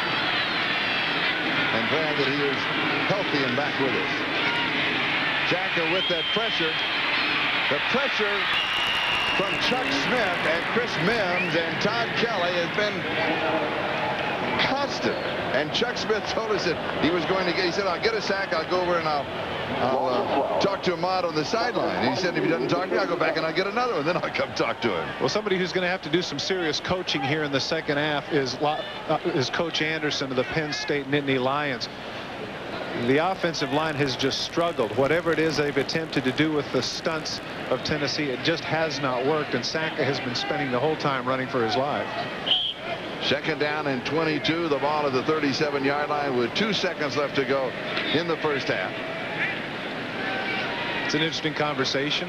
You can see the hands go up on the part of Fran Gantner, offensive coordinator, to Joe Paterno, say, hey, we're doing what we can, but this isn't happening right now. 3 wide receivers for Penn State. Here is the draw, and there's nothing there. Bradley and Kelly with the tackle as the first half comes to a close. Tennessee 10, Penn State 7. Total offense, first half, 324 yards for Tennessee, a total of only 59 for Penn State. The margin, though, is only 3. But the look on that man's face says it all. Yeah, he knows that we're running up a lot of yards. Let's go down to Ahmad. All right, Charlie. Coach, now you were a little concerned about the Penn State offense, but your defense has shut them down the first half. Well, Mont, I'm very pleased with the way our entire football team is playing, except for a couple of aspects. One of them, we've looked a little sloppy on the punting game a little bit. The punting return, and the fumble of kickoff, the opening kickoff, that cost us a possession, also 7 points, and not getting the ball in the end zone. I'm pleased with the offense moving the ball. We're not getting in the end zone, and our kicking game looks a little bit sloppy. All right, Coach, good luck to you in the second half. I hope so. You would never Back to know you, that. Charlie. Thank you. You'd never know he was leading. All right, Charlie, I'm here with Coach Joe Paterno. Your team offensively haven't done much, but you're still only 3 points out. Well, I'll tell you, we really have not played well, but you got to give Tennessee credit. They've done a couple of cute things in there, and they've guessed right. We haven't been able to get any continuity, and Tennessee has played really well offensively. They've caught the ball well. Kelly's having a hot hand. So I think we're fortunate to only be down by 3, but we got to suck it up and make some things happen for ourselves. All right, good luck to you in the second half, Coach. All right, back to you, Charlie. And speaking of the mismatch in total offense, Tennessee in the first half 324 yards to Penn State's 59. Now, he says we've got to suck it up and make something happen. Can Paterno do it, or can Penn State do it against this Tennessee ball club? Well, I think they have to make some adjustments, particularly in the offensive line. And as I said earlier, they have to get the running game established. And certainly Tony Saka can't have 5 for 12 numbers. Andy Kelly's just rolling it up. You know, it's interesting. Tennessee coming into this game was averaging 468 yards in offense, and that's exactly what they're going to do. But Penn State was averaging 421 yards in offense, and they're a long ways off of that. So, but I'm not sure that anybody has talked about Tennessee's defense as well as they're playing today. I think that they'll be talking about them for quite a while. Well, certainly their quickness has a lot to do with the fact that they've been able to get to Saka, but what I'm surprised at is their ability to stuff the run, because they're a smaller defense. Yeah, they are. All right, now let's take a look at the official halftime statistics. The numbers that we were talking about are the ones, of course, that just jump out at you. First downs, 516 for Tennessee. Rushing yardage, 10 for Penn State, 120 for Tennessee. Passing yards, 49, 204. That one turnover. Time of possession. I was going to say, though, that one turnover is big because, of course, that was the opening kickoff fumble, and that enabled Penn State to get their lone touchdown here. That fumble was recovered by Jeff Kerwin, and Penn State went in from 11 yards away for their only touchdown. And since then, and you wondered if this was at that moment in time, you wondered if, hey, all of a sudden this is a Penn State afternoon. Didn't seem to bother Tennessee at all. They just came back and took over the ball game. No, it really didn't. Give credit to that man right there, Johnny Majors. And this man, I was going to say, Johnny Majors has done a good job psychologically with his team, because it could have been very easy to panic there early on, but they did the exact opposite. And now it's up to Joe Paterno, his opposite number on the other side of the field, to get his troops going, to realize that, yeah, we played very poorly, as he mentioned, in the first half. But as you can see by that graphic, usually he has the right things to say at halftime, because they have outscored their opponents 102-24 in the third stanza. Penn State in the final NCAA statistics ranked 9th in defense. Tennessee ranked 13th. And it's been a lucky 13 so far. Tennessee will be kicking off to open the second half with Hammonds and Morris, the 2 return men. And here is J.T. Morris on the return, and he is decked at the 16-yard line. And it was David Bennett who got him. How important this first offensive series for Penn State? Well, I don't know if I could put it on the Richter scale, but if the scale is 1 to 10, I'd have to say this has got to be about a 7. I mean, they have to get something going, because the way the Tennessee offense has been going, the only time they've been stopped is by themselves, by a drop pass that led to a field goal, a missed field goal, and then the big goal line stand on 4th and 2 at the end of the first half. So Penn State doesn't want to give them the ball back, 3 and 5. And here is Sam Gash, the fullback, carries to the 22-yard line. He'll pick up 5, and it's going to be second down and 5 as Sean Walker makes the tackle. On a 1 to 10 Richter scale, I would think from Penn State stand this side that this could reach almost a 9. I mean, they've got to do it here to get anything going. Well, see, now you're the master of the overstatement. Wait a minute, it's just the beginning of the third quarter. You said earlier your eyes deceived you. Yes. Come on. And now my logic deceived. It's not Armageddon just yet. Tell me what it is.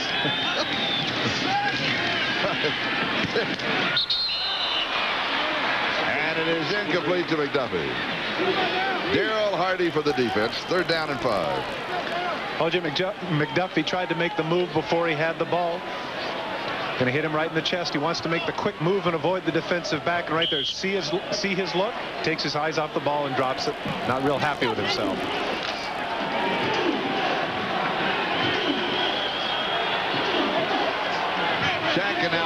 of 13 for 49 yards. He does have the touchdown throw. It'll be 4th down. Notice here, even though that they did not get the sack, Tennessee is making Saka hurry his throws. You can see right there he's not happy with himself, but he takes his 3-step drop and really throws before he's ready. Watch how quickly he throws the ball before McDuffie even looks. Quickly, he short arms a little bit, and up in the air to bat it down was Ernest Fields, having another tremendous game on defense for the Volunteers. Doug Helkowski will be kicking. Dale Carter is the return man.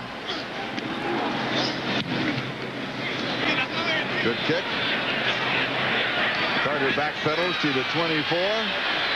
A right return on, has a couple of blocks.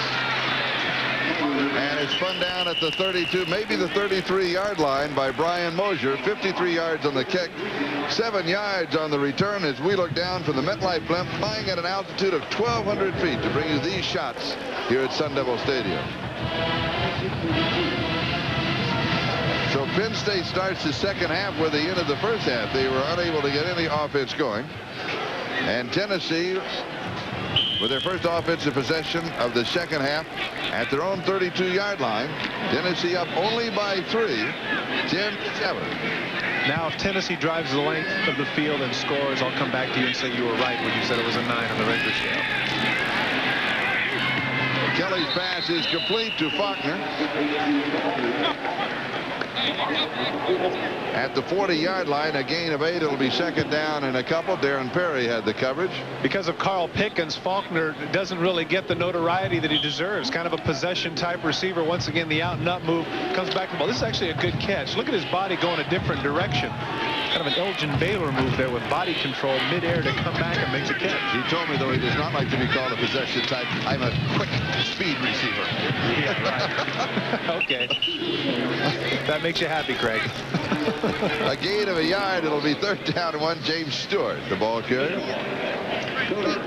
Goganis with the tackle. Well, I was going to say, we saw the graphic there at 5'11", 180. Nobody's going to accuse him of being a bruiser. That's right.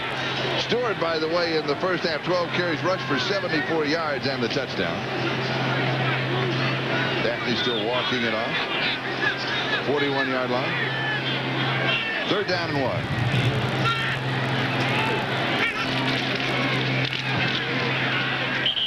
Mario Brunson. And he needed a yard, and that's about all that he got. They'll bring the chains out for the measurement. Of course, this is hindsight, but that would have been a great time for a play-action pass. They had Bonham man for man on Pickens to the left. And 60 yards of field, that would have been a good chance. Good time to take a chance with one. Johnny Majors, the head coach at Tennessee. Boy, what a great tailback. Triple threat he was at Tennessee. As we mentioned in the tease, a runner-up to the Heisman Trophy to Paul Hornung. Did you see that picture of him with the flat top there? Yeah, you like that? No, I didn't. But I just asked if you saw it. Yeah, I did. Well, it's not all that long now. No, I just, you know, that was the haircut of the day. That's fine. First down, Tennessee, their own 42-yard line. It was easier to fit the leather helmet on, I think. That is true. With the flat top. Yeah, no question about it. All right. And the form fitting. Yeah. Play action. Flag is down. May have a face mask call as Kelly was spinning away. Yeah, that's really unfortunate on the part of Reggie Gibbons, because I think Rich McKenzie would have had the sack anyway. Incidental face mask, and that's really going to hurt Penn State because they finally had him for a big loss. Against the defense, 5-yard penalty. On number 58, Reggie Gibbons. Here's one of the adjustments that Jerry Sandusky makes as a defensive coordinator. They've been doing the misdirection now. Instead of honoring the fake, you can see Gibbons heads right for the quarterback. And as I say, had he not had the face mask, McKenzie was there for the sack anyway. It's really a bad break for Penn State there.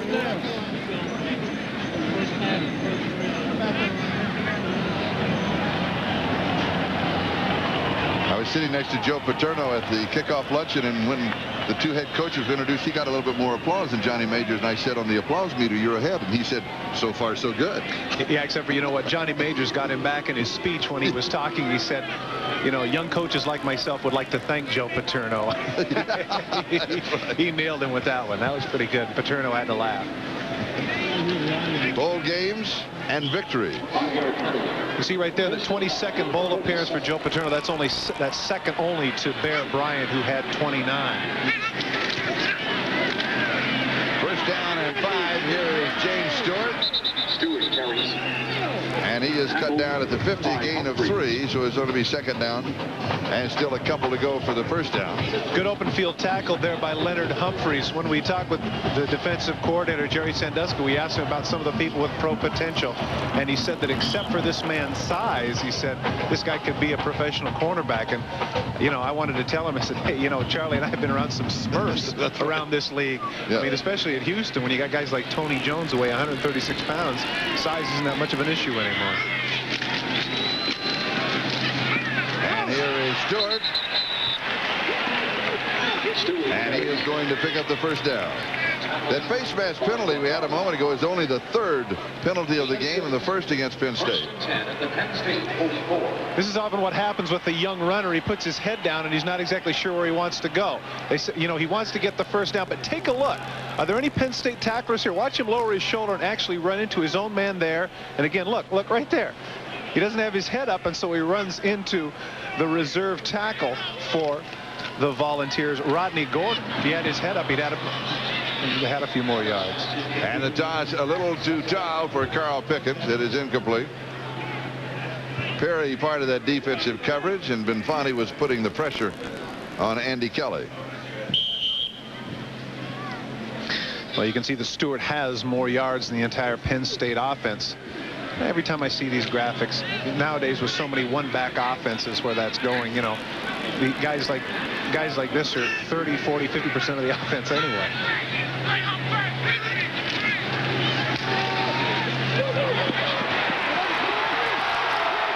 Corey Fleming.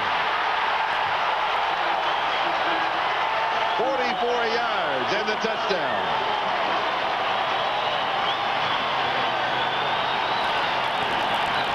That's the 3rd time in the game that Penn State has been caught in that defense where they had an inside linebacker on a wide receiver. Keith Goganis is an outstanding inside linebacker. He plays the run well, but there's absolutely no reason that he should be in man-for-man coverage with Corey Fleming. To the right of your screen, you're going to see it. Number 42 is trying to run with Corey Fleming, number 12, and he just can't do it. There's just no way he can keep up with this man. Give Andy Kelly credit for finding him in the secondary and seeing the mismatch with the inside backer. And the extra point. We'll be back with the kickoff in a moment. Took 3:02. Corey Fleming scoring the touchdowns. He has touchdown, 2 receptions, and 68 yards and the 6 point. Charlie, both of those catches have come on that coverage by Penn State when they had the inside backer on him. And Tennessee's done a good job of taking advantage of that. Here is J.T. Morris on the return for Penn State.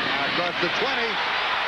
And up in it at the 30, leaves the ball on the ground, but they may rule. No, they're going to rule a fumble. No, now they change it. Pointed one way, then the other. The ground caused the fumble.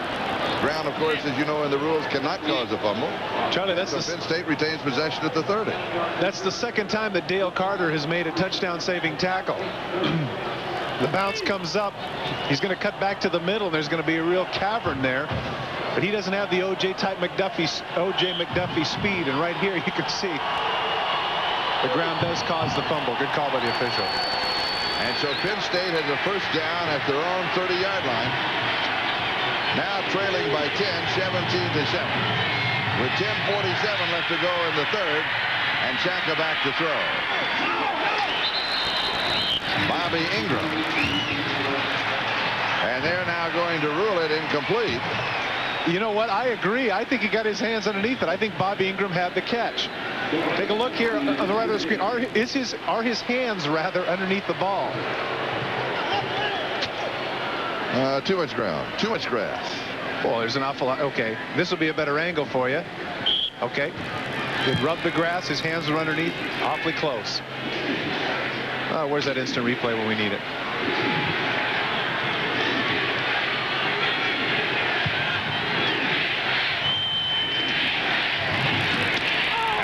Sam Gash.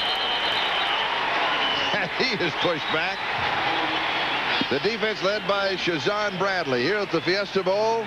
10:27 and counting. Time remaining in the third quarter. It is Tennessee 17 and Penn State 7.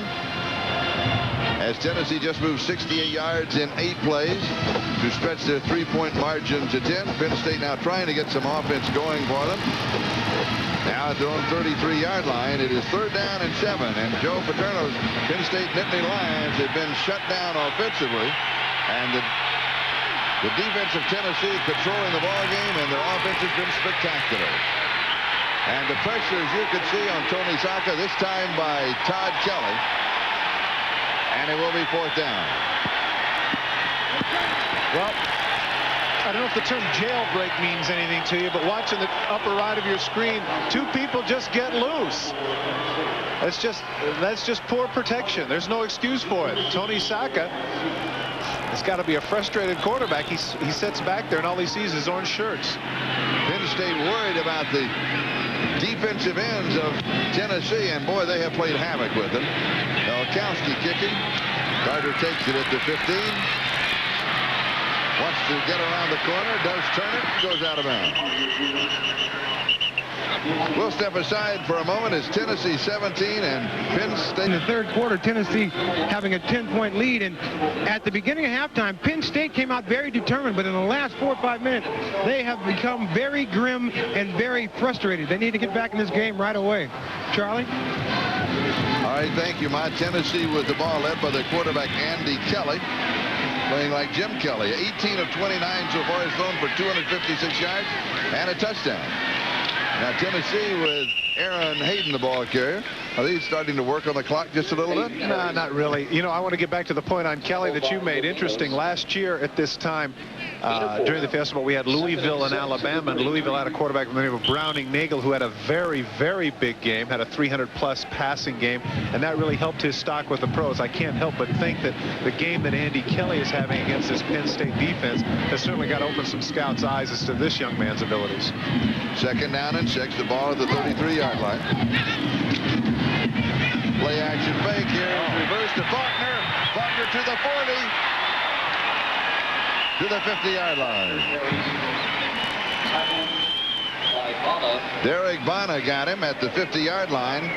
It'll go for 17 and the 1st down. Misdirection play, Tennessee, you know, pretty standard with what they've been doing. A great time to call it. Look at that. Now watch the play that Derek Bana makes, because right here, if he can just get blocked out, he's got orange shirts in front of him. Faulkner's got to be a little bit frustrated. Yeah, 17-yard gain, but he could have had so much more. They're going to mark it down at the 47-yard line. Total offense now over 400 yards for Tennessee, as Hayden gets the call.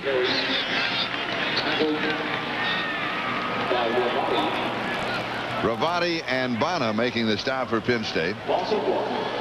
And a loss of a yard. It's going to be 2nd down and 11. And don't forget, following us this afternoon, the battle this evening for the national championship. Miami #1 against number 11 Nebraska, the Federal Express Orange Bowl. Here it is, Tennessee 17 and Penn State 7 with 8 minutes left to go in the third. And Kelly's pass is dropped by the tight end Mark Adams. Oh, and he has to be embarrassed. Oh, he does. And he had some running room, too. Once again, isolated on an inside linebacker. I know that Penn State has great linebackers, but they're really asking them to do a lot out there. Man-for-man coverage in some situations with both wide receivers and tight ends. That's just too much to ask. That's advantage Tennessee all the way.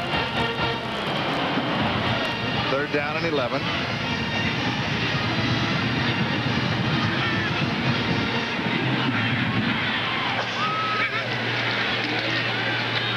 Tennessee sends 5 out on the pattern. The pass is incomplete. It is low to Pickens, and it will be 4th down.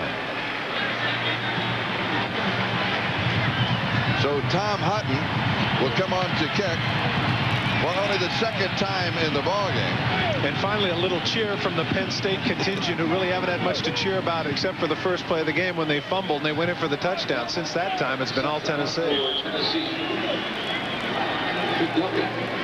O.J. McDuffie is the return man for Penn State.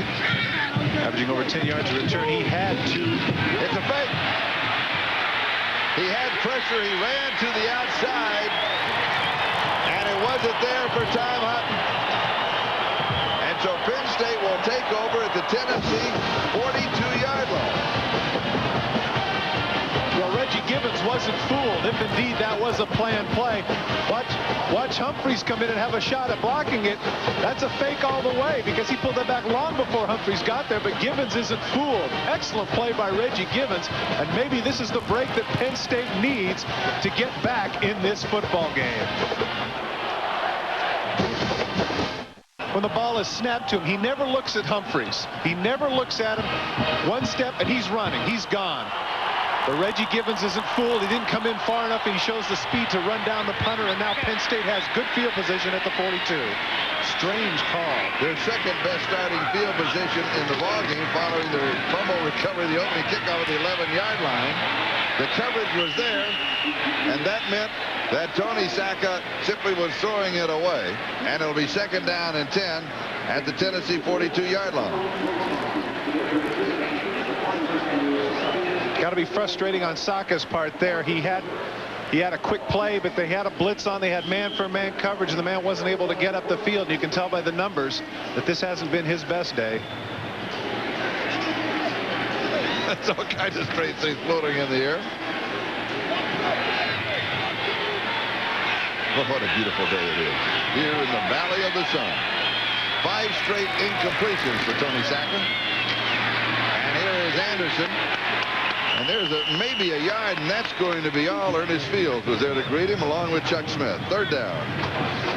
One of the things that Penn State does, one of the few teams left in NCAA football that still has strong offensive linemen. What I mean by this is that when the strong side goes one direction, they flip-flop those people. Now, that's all well and good because you want your best blockers in certain positions, but that also gives the defensive people a chance to key on certain sides of the ball. And what has happened here is that Tennessee has been able to key on Penn State's running game and practically negate it. Third down, play action fake, looking for a screen, and it is incomplete to Richie Anderson. Mims was all over Penn State, so it'll be fourth down. Well, that's got to be frustrating for the Nittany Lions. You get exactly what you want. You get a big break. You get the fake punt, and you're able to sniff it out. Why have play action pass here at 3rd and 10? You know that they're going to throw the ball. Anderson just can't come up with a catch, but there was Ernest Fields man for man anyway. Even if he catches the ball, he's able to snuff the play out. Tennessee making all the right guesses. And here is Doug Helkowski. Wow. Look at that average. Almost 51 yards, as long as 54. And he, if you picked out an individual, you would almost have to say he has had the best game of any of the Penn Staters. Well, he definitely wanted to add to his average there. That wasn't even close to inside the 20-yard line. We'll sail away to a commercial break. Coach Dick Anderson with the offensive line of Penn State trying to get his Chargers on the same page, but I don't know, the middle of the 3rd quarter, if you haven't been able to figure out some of the stunts by now, it might be too late.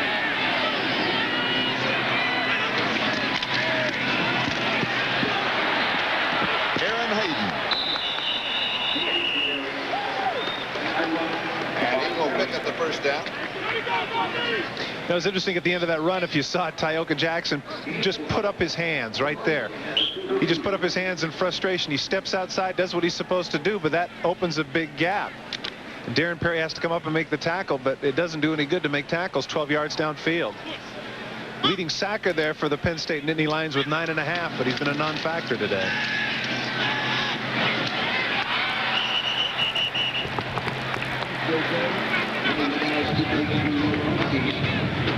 We're having a little audio problem. Checking out the headset. Catch there, look a little bit close. Coming up this Saturday, Houston and Denver, the AFC Divisional Playoff Saturday, 3:30 p.m. Eastern Time. A couple of excellent quarterbacks in that one. And then Sunday at 12 noon Eastern Time, Steve DeBerg versus Jim Kelly in the cold of Buffalo on Sunday. And I'm telling you, don't mail the trophy just yet. Who do you like in that game? It's going to be very close. I like the way Kansas City has been running the football, and if they can do that, and another point here, Charlie, is that Kansas City's not afraid of the cold weather. Flag is down on the play. Hayden, the ball carrier. Who do you like in the Saturday game? I like us. We're doing it. Well done. We'll be meeting again Saturday afternoon at Mile High Stadium. On the offense, 10-yard penalty, still second down.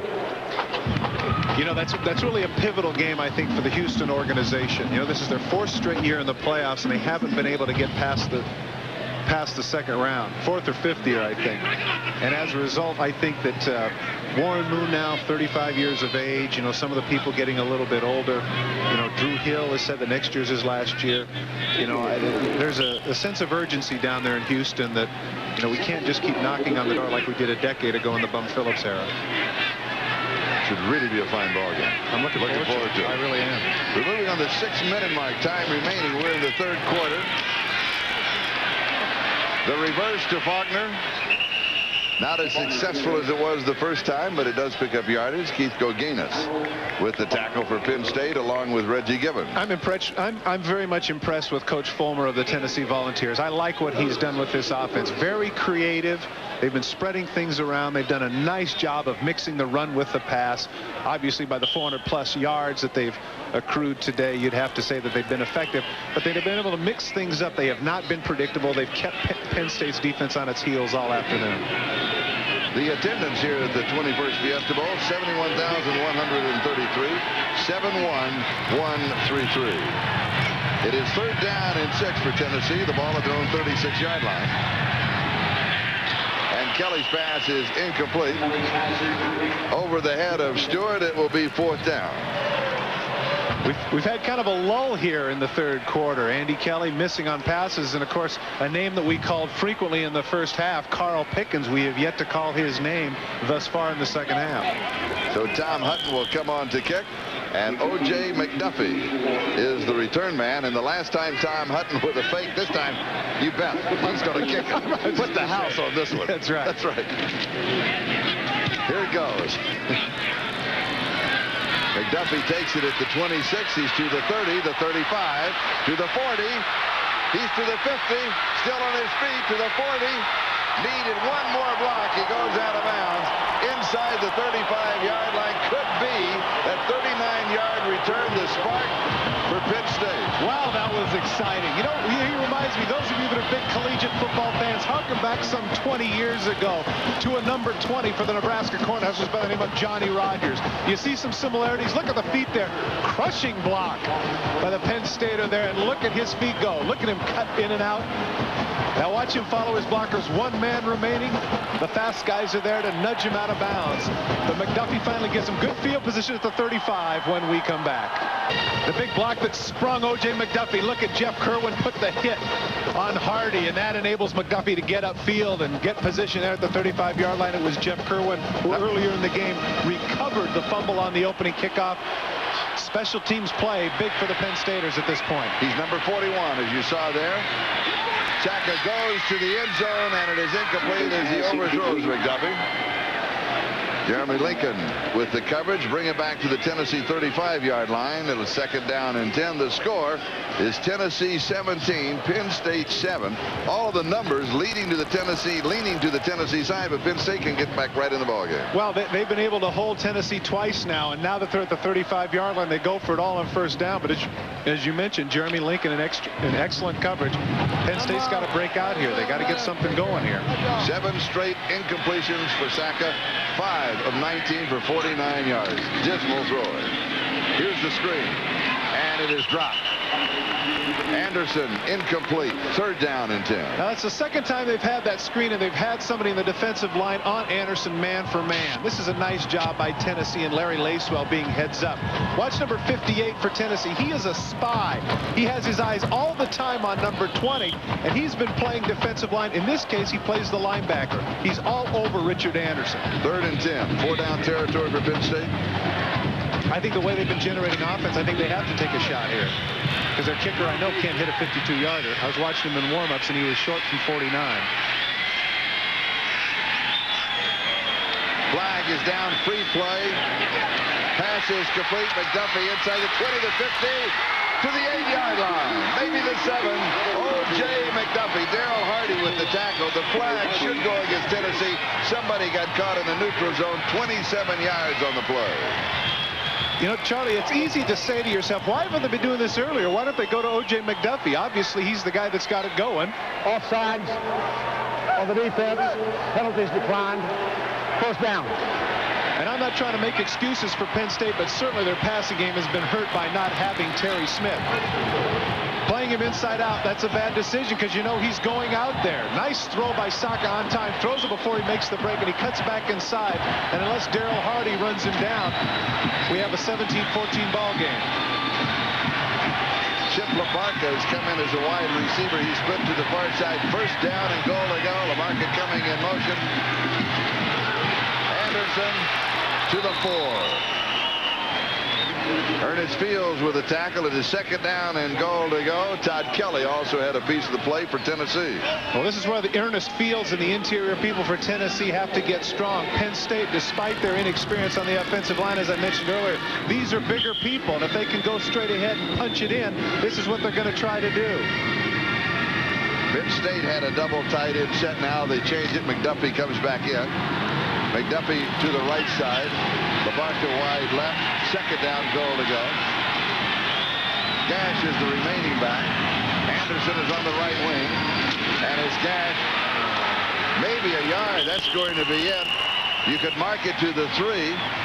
It'll be third down and goal to go as Todd Kelly was there along this time with Sean Walker to stop Sam Gash, and Tom Fuller had a piece of the action. Charlie, second down is a great time for play action. That should have been the time where they went the play action pass. Now on third down, everybody in the stadium knows that they're going to have to throw the ball. They really needed the element of surprise on that last play, I feel. And Anderson is out of the lineup. Good question here, Charlie, is whether or not this is 4-down territory. 3 wide receivers left side. Backside pressure, pass is complete to LaBarca.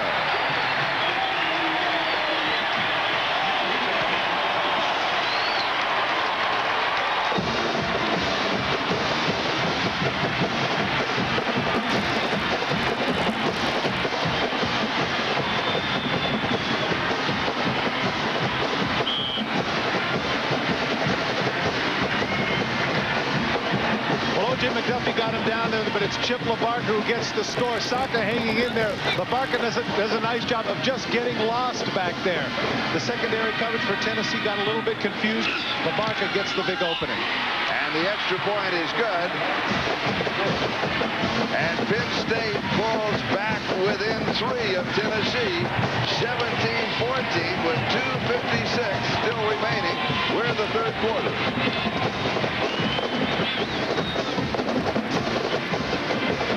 Watch the left of your screen. You're going to have 3 wide receivers on the left. Saka's going to roll to the left, and watch the timing.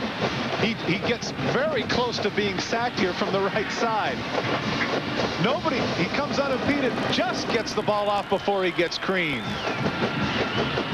That was a courageous move there by Tony Saka, and give him credit. As you mentioned, Charlie, up to that point, there was a shot there where he was 5 for 19. Takes a big hit from Casey Rogers, but it doesn't matter. He's happy with the 6 points. And now with 2:56 left in the third, Penn State has finally gone over 100 yards of total offense. They have 102 to Tennessee's 426. And finally is the operative word, because you could see by the reaction of Paterno when he threw up the one arm. It's like, finally we got in the end zone. Tennessee leading by 3, 17-14. You have to like the mental toughness of Tony Saka, Charlie. Been getting beaten around, been getting sacked, but what happens? Instead of handing the ball off, he keeps throwing, keeps going at it, gets him down the field. Fayak will kick off. Third down catch to McDuffie was crucial in that drive. Carter, the return man. And he will take it at the 11-yard line. Out to the 20. And good downfield coverage for Penn State. Let's go down to Ahmad Rashad. All right, Charlie, I mentioned just a little while ago that the atmosphere over here on the Penn State side of the field had become a little bit gloomy. that has all changed. They're all fired up now because they're back in the ball game. Tennessee with the ball at their own 21-yard line, first down. Yeah, what a difference 7 points makes, huh?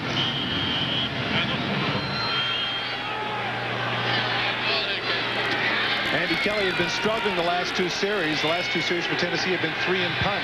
They have to generate something now. Now the onus is on Kelly to get his offense going. Kelly back to throw, has protection, goes deep, and it is incomplete. He wanted James Stewart, but he couldn't break out in the secondary. Lee Rubin had the coverage on him. It'll be second down. And so did Reggie Gibbons, number 58, another inside backer. I keep harping on that, but give Gibbons credit there, number 58. He did a good job of covering Stewart. Johnny Majors, the head coach of Tennessee. Is it just me, or has there been a real ebb and flow to this game? Very curious, the peaks and valleys. And Tennessee has had more peaks than valleys, but right now, the momentum or the next peak is shifted to Penn State. The flag is down on the play. Penn State says they have the football, but there is a marker. John, I think it's a holding call against Tennessee anyway. So if Penn State recover the ball, they should have it at the 14. And so the Nittany Lions just one big play of taking control of the ball game.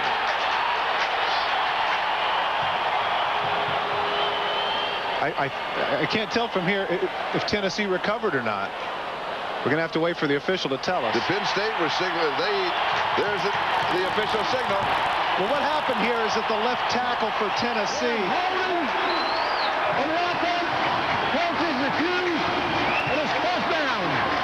Tyoka Jackson recovers the fumble, number 97. Charlie, it never fails. I said Tyoka Jackson up to this point had not been a factor. And what does he do? He goes completely around the left tackle, sacks him on hands and knees. He fights to get the ball, and he does it. He must have heard me. I knew it. I asked him about his name, Tyoka, and he said it's Swahili, a derivative of Ioka. They added the T to it to make it Tyoka. He says it means one who brings joy. And he has brought joy to Penn State. He has brought joy to that blue and white sideline right now. Here's the throwback. All alone is the tight end, Kyle Brady.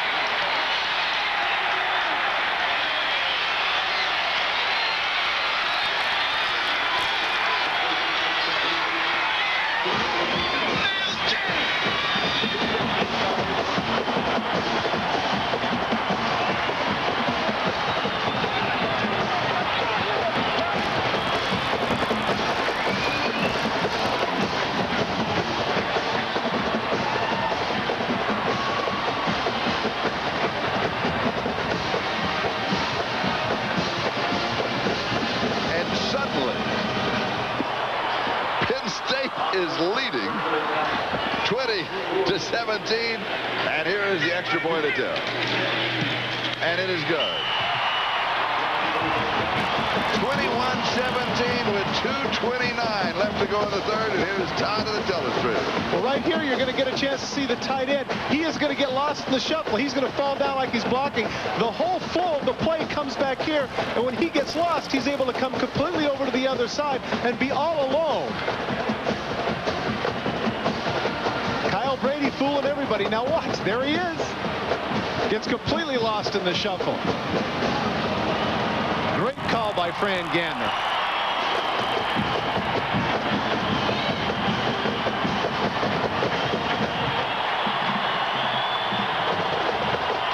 And it was all set up by the defensive play of Tyoka Jackson. He said, I'm a speed rusher. I like to rip and swim. And my idol is Bruce Smith. We asked him if he would ever have a sack dance, and he said, are you kidding? I have a sack dance. Paterno has me out of there. Well, Kyle Brady's a happy guy, but I think the man right there, right now, who deserves a lot of credit has got to be Tony Sacca, a man who is getting sacked throughout the entire game. Now, all of a sudden, the last two series, 2 touchdown passes to lead the Nittany Lions to a 4-point lead. 2:29 left in the third. Fayak will kick off for Penn State, and Carter is the return man. You saw that graphic right there. Forget the 3 numbers on the left. The big one is those 3 touchdown passes.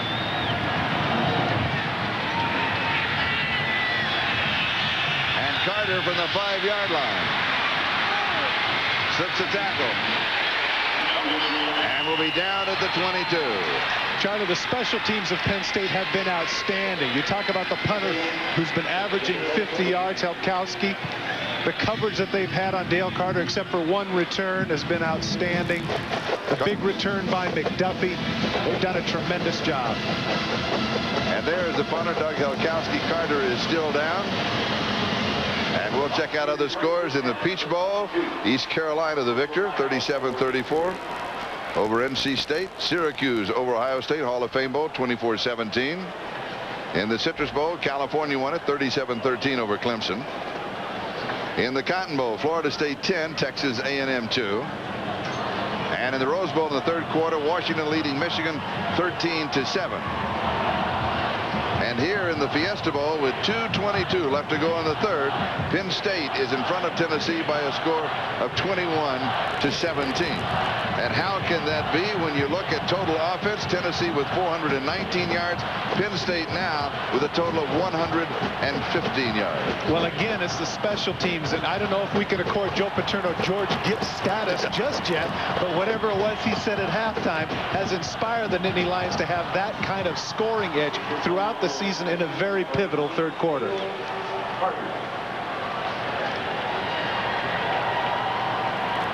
And Carter still being assisted from the field. You know, I was talking to him about his professional prospects. I said that why don't you gain a little bit of weight, because he reminds me a little bit about, in the secondary, reminds me a little bit of his physique of Kenny Easley, minus about 20 pounds. And he's got the 4.4 speed. He could really be a force. Get a chance to see where is he probably got hurt. Amongst the pile right there, you can see a lot of people are going to pile on with the leg folded underneath. You can see right there falling on top. The left leg is underneath the right leg, and about 1 or 2 Nittany Lions, and that's probably what caused the problem. And the second back through is Mose Phillips. To the 25-yard line, has 3. It'll be second down and 7. You know, the last game of the season, Charlie, Tennessee played Vanderbilt, and Mose Phillips was one of 3 tailbacks to get 100 yards. But at this point in the game, I'm surprised they're down 21-17. Why would they have their third-string tailback in the game? Fresh legs. They like James Stewart and Hayden both have fresh legs when they get late in the fourth quarter. Yeah, but Stewart, you know, Stewart is the guy that had all the big yards in the first half. Why not go with him now that you're down by 4? Play action fake. It is intercepted. Penn State has the ball. Reggie Gibbons with the interception.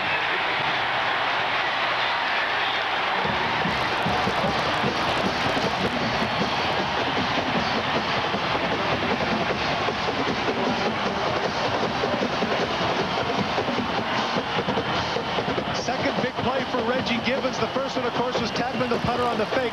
That's one of the worst throws that Andy Kelly has had today. Thank goodness for the tack-ified gloves. That hits him in the hand, hits him in the face mask, hits him on the shoulder pad, but he's able to hold on. Take a look there. That's not including today, including that interception. Of course, the fumble, 2 different fumble recoveries. So they've had 3 turnovers against Tennessee today. Penn State with the first down at the Tennessee 26. Over the middle, the pass is complete to the 8-yard line. Troy Drayton, the tight end. A gain of 18. Jones makes the tackle. Asaka, good look, fake right, comes right back and throws over the middle. You know what, Charlie, you and I would be rich men if we could figure out this thing called momentum. I mean, for all intents and purposes, 8 minutes ago, I said, where are these people? Now, all of a sudden, everything Saka throws is becoming a completion. Everything they're doing on defense is right. The tide has really turned towards Penn State. And we're still in the third quarter.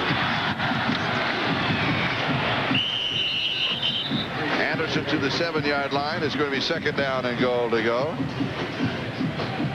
And Carter back in the ball game defensively for Tennessee. There he is. And the report that we have is a groin injury.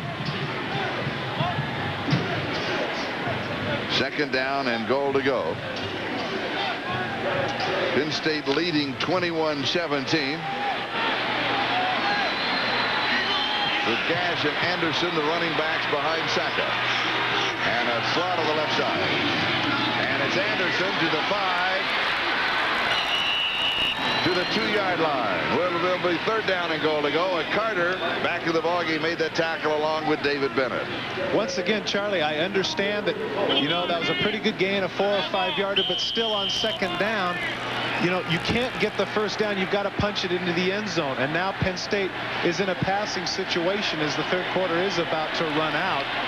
It'll be interesting to see if they go back to what they worked with before. I would like to see him isolate O.J. McDuffie all by himself on the right side of the field. That is the end of the 3rd quarter. Back after these messages from the sun is setting on the Valley of the Sun, but inside of Sun Devil Stadium. We will start the 4th quarter. The scoring by quarters. Penn State, as you can see, with 14 points in the 3rd. They have always been strong in the 1st and 3rd. They are again. They start the 4th. 3rd down, Shaka, end zone. They're going to mark it down just shy. O.J. McDuffie leaning back with the ball. The ball did not break the plane. Boy, that's interesting because his feet were in the end zone and he fell out to have to make the catch. You're absolutely right. So it is 4th and goal at the 1-yard line. This is a tough angle from which to see, but watch the feet of O.J. McDuffie.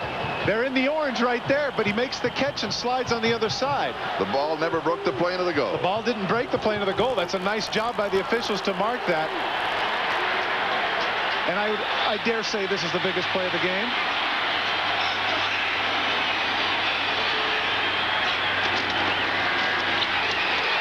Over the top is Richie Anderson.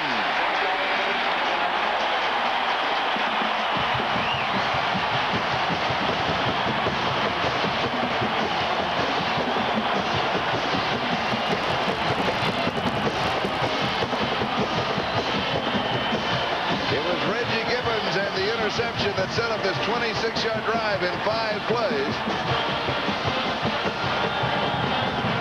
Well, 4th down, and they're going for it. Richie Anderson not had a great game thus far. You can see, look at the linebackers taking off, trying to meet him head on, but he's able to get higher than they were. Touchdown, Penn State. And Bob Check will snap. Bill Spohr, the holder. And Fayak with the extra point. By the way, Bob Check, the snapper, was the manager. Back in a moment. Remember, counter offers 4. This is Charlie Jones, Todd Christensen, Ahmad Rashad. 14-11 left to go in the 21st Fiesta Bowl. The score, Penn State 28, Tennessee 17. Well, Penn State, we showed that graphic in the first half. It was 6 straight 3-and punts. Now all of a sudden, look at where they've started. On Tennessee's 35-13 and 26, and the result has been 21 points. Carter is set for the return for Tennessee.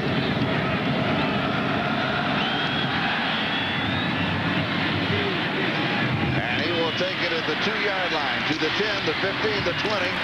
Hit at the 25, spins out to the 28, maybe the 29-yard line. Chelly Hammonds making the tackle. Charlie, I dare say it is time to get Carl Pickens back in this football game.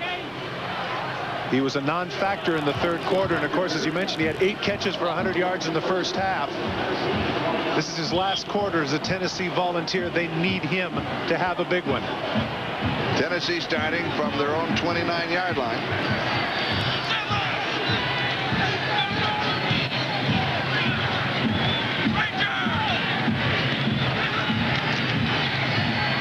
Kelly is hit, ball is loose. Gibbons, touchdown, Penn State. Bada jarred it loose. Gibbons comes up with it.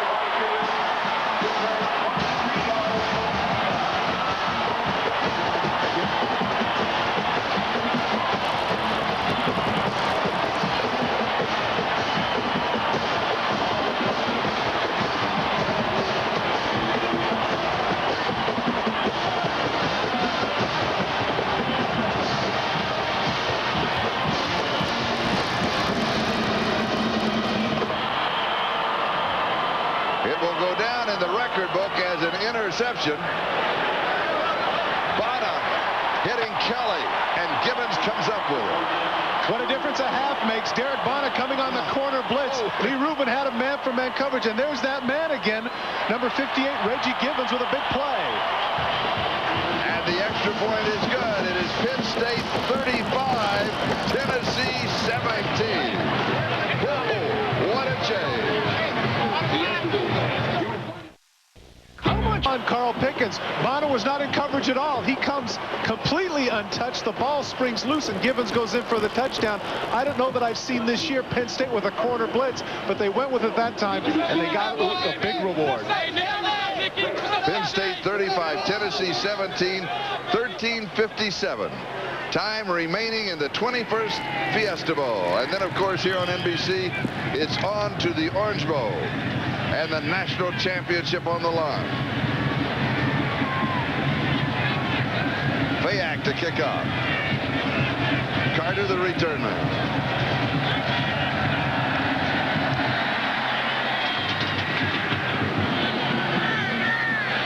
Plays it on the hop at the goal line. Stutter step at the 9. He's in trouble. Back to the 5. He's in bigger trouble.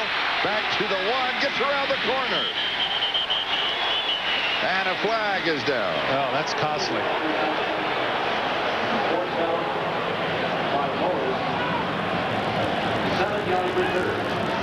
Phil Yeboah Cody hits him at least 4 yards out of bounds, and I know he wants to be excited and be a part of the play, but that they had Tennessee pinned down there on the 7-yard line, and now they're going to be out to about the 22 because of the personal foul.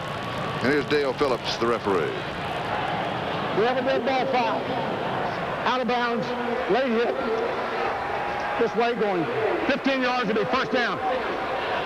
Watch at the end of the play, you're going to see Yeboah right here. He's at least 3 yards out of bounds. There's no excuse for that. Good call by the official. So the ball at the Tennessee 23-yard line. The Volunteers have a first down. They trail 35-17. Kelly rolling right. Almost intercepted. McCleskey, the intended receiver, and Humphreys almost picked it off. A pair of sixes. The first half and second half are like night and day. That same play goes for 15 yards and a first down. Now all of a sudden the Penn State defense fired up. Leonard Humphreys goes for the interception. Outstanding coverage by number 6. And where is Pickens all this time? Well, that was you brought it up. Now we can't find him. Even if he doesn't make a completion, I think they should throw it his way just to get him involved in the game again. He's put out wide to the near side. Pressure from the backside. And Kelly goes down. Goganis got him.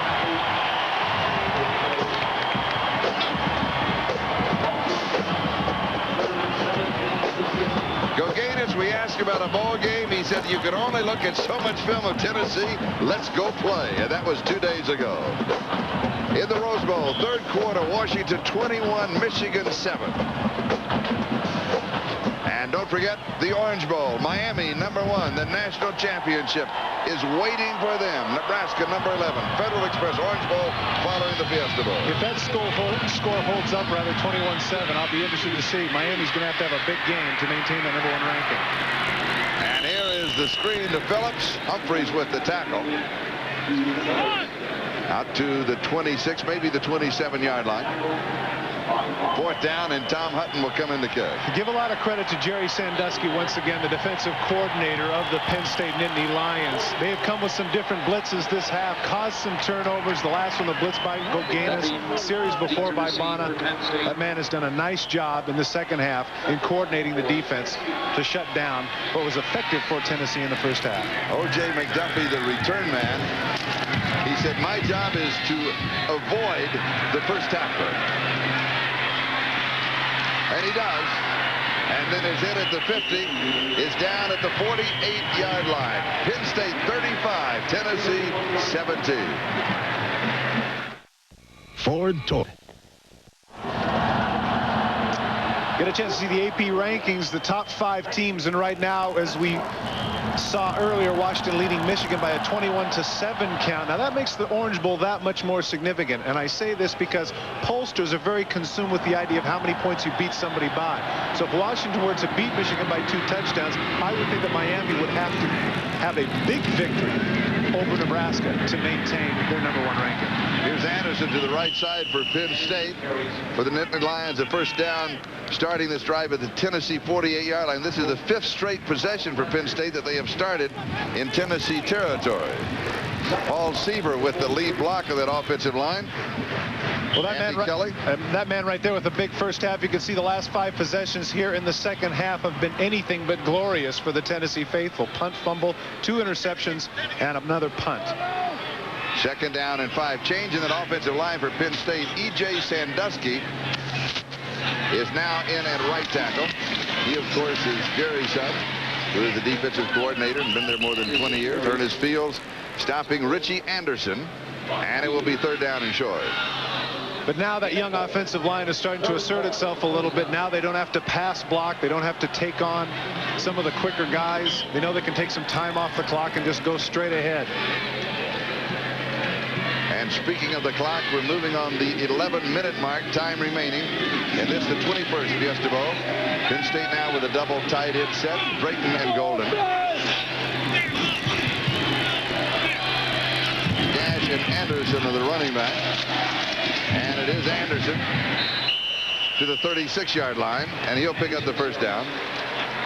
And the clock continues to move for Penn State. Justifiably, I have been critical of the offensive line of Penn State, but right here now in these last 3 plays, they've been marching off. Look at now what happens. Look at the white shirts pushing forward. Some orange shirts are off the ball. Anderson able to jump forward for a 4-yard gain and a first down.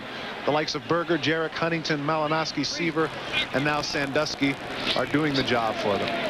Walker and Smith on that last stop. Anderson carrying the last 3 plays. First down. That's a very pointed graphic right there. It's very difficult to have continuity if you don't have the same starters week in and week out. Tackle wanting to go deep. He really wanted to go deep.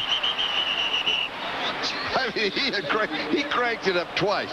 Now, he can flat-footed throw it about 70 yards. I mean, he has a gun on him, but he really wanted to go. Well, you know, this is indicative of what Joe Paterno made allusion to when he was on tape for this, the senility. Well, you're up by 18 points. How come all of a sudden you're throwing the ball?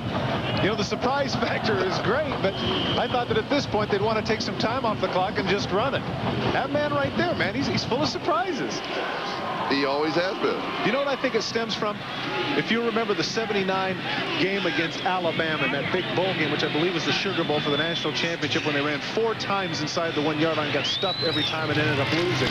Since that time, maybe they felt compelled to be a little bit more creative. Here is McDuffie. Touchdown, Penn State. 37 yards.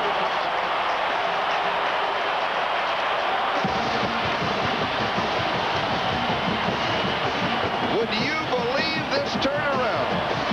Tennessee dominating the first half, leading though only by 3, but in total offense, Tennessee had 324 yards to Penn State's 59 in the first half. And the man in the baseball cap right there, Terry Smith, has got to be one of the happiest people.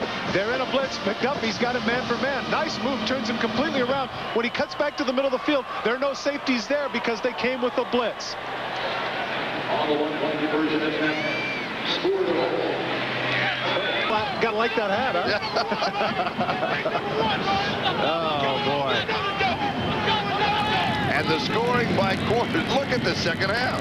Well, the graphic, which will come up after this with regards to Tennessee, is that in the past, they've been having some problems running out of gas near the end. You can see 93 of their 221 points they've given up this season. Almost half have occurred in the 4th quarter, and that's not a graphic I'm sure that they're proud of.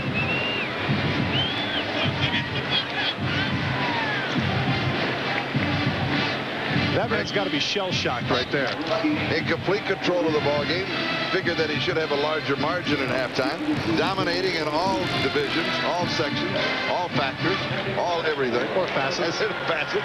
Thank God I knew it was there somewhere. I would get to it eventually. Yep. Penn State has scored 5 touchdowns in the last 8 minutes. And here's Carter on the return. Don't let that Don't let that note get away. Penn State has scored 5 touchdowns in the last 8 minutes. And the MetLife blimp, one of the world's largest airships, measuring 194 feet in length, 67 feet high, and look at the gorgeous sunset from the MetLife blimp. Oh, Snoopy has the best seat in the house. Always does. Yeah, I like ours. Not bad. I like our seat too. Tennessee now at their own 30-yard line, first down. James Stewart, the tailback.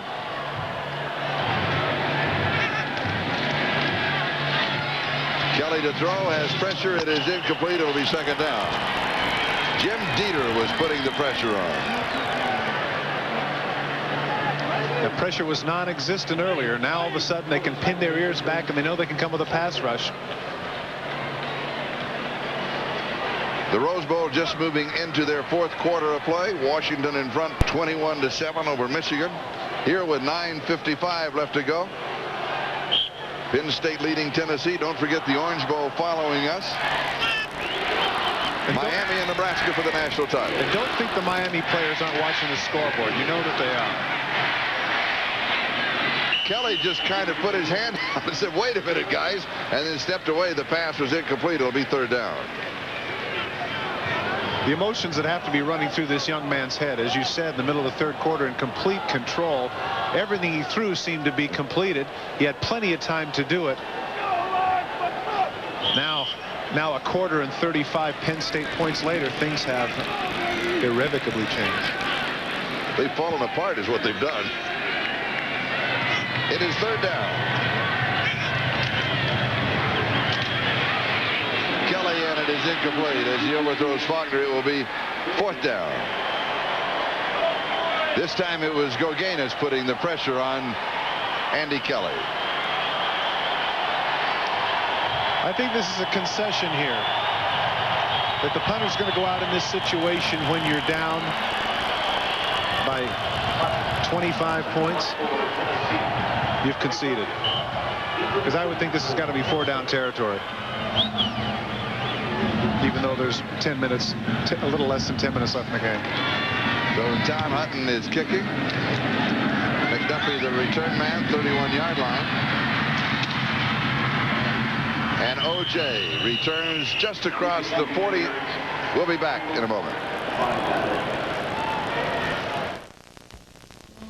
Welcome back to the Fiesta Bowl. Let me just kind of set up what is going to happen for our viewers across the country in just about 10 minutes. 8 o'clock Eastern time, 7 Central, 6 here in the Mountain, 5 on the West Coast. Most of you watching this ball game, we will be cutting away to the pregame festivities of the Orange Bowl. Their kickoff there is scheduled for 8:12, 12 minutes after the hour. And of course, in the state of Pennsylvania, the state of Tennessee will stay with us here until conclusion, and they will join the Orange Bowl as Anderson jumps to the outside and picks up 4, maybe 5 yards on the play to the 46-yard line before Ernest Fields makes the tackle.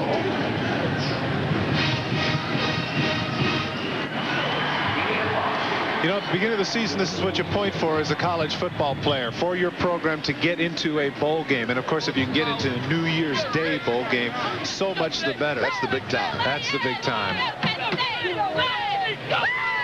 We're moving on the 9-minute mark, time remaining here.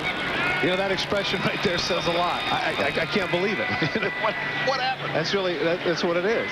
I can't believe it. Well, it did happen. It is 2nd and 5. Penn State in control, 42-17. And here is J.T. Morris. And a first down for Penn State. Eric Riffer with the tackle. Now in the 4th quarter, Washington 27, Michigan 7 in the Rose Bowl. Are you for a playoff? Yes. Why? I vacillate. I must tell you, I vacillate. We'll come back to the AP rankings. Miami is 1, Washington 2. And, of course, Miami, Nebraska in the Orange Bowl following us on NBC. Well determined, that national champion. Oh, I vacillate. I would like to see it decided that way, but I also like the fact that 3 or 4 teams can claim they're number 1. You know, penicillin can fix that, don't you? What is that, vacillate? Your vacillation? No.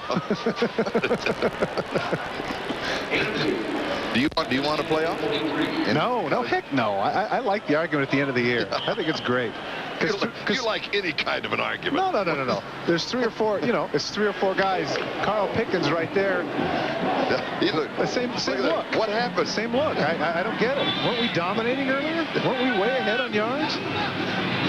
Jerry Collins and J.T. Morris are now the running backs for Penn State. And here is Collins. Collins, the senior,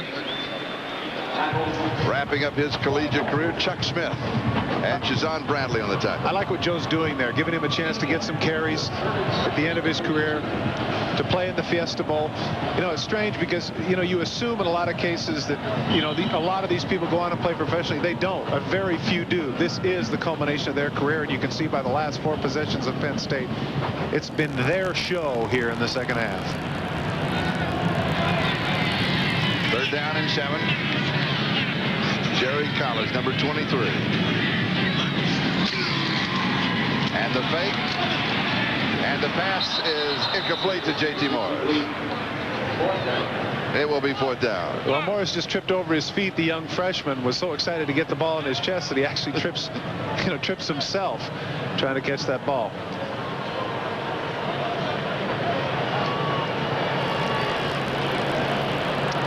So why are you so... Okay, coming back, all seriousness aside, coming back to your vacillating on the playoffs. Well, I think I would like a national champion to be decided on the field. And also I like the idea of having 3 or 4 teams, a lot of players, a lot of fans, alumni that can claim the national title. I think that's all part of the college scene. Okay, I have a point to that after this. Now the bounce is going. Every bounce goes Penn State's way. First half, that would have bounced into the end zone. Now all of a sudden it bounces straight up. Tennessee's in bad field position. Bob Check, the snapper, who was the team manager, was the man that was down who downed the ball. Now back to your discussion. Well, that's notice how I've gotten away from my discussion to your discussion. That was an interesting segue. Well, the argument that I would have against the playoff is you say to yourself, how many teams get in? It's kind of like in basketball. I remember when I was a kid, there was only a 16-team tourney. Then it turned into 32, and now it's 64. And even at 64, you have some people complaining, why aren't we in the tourney? So how are you going to get a fair situation with the top 12 or top 8? How's that going to happen? I would invite them all. Oh, yeah, right. And play until March. Heath Schuler is now the quarterback for Tennessee. And here is Hayden on the left side. Schuler, the freshman from Bryson City, North Carolina.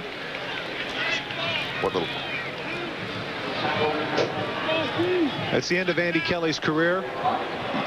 Johnny Majors has said that's enough. Give some of the younger people a chance. And he's had a great career, all-time leader for Tennessee, rather, in yards, completions, attempts. Senior from Dayton, Tennessee. And I tell you what, as I said earlier, and I'm not going to go back on this simply because they've struggled in the second half. I think he's shown the pro scouts a lot in the first half of what he can do.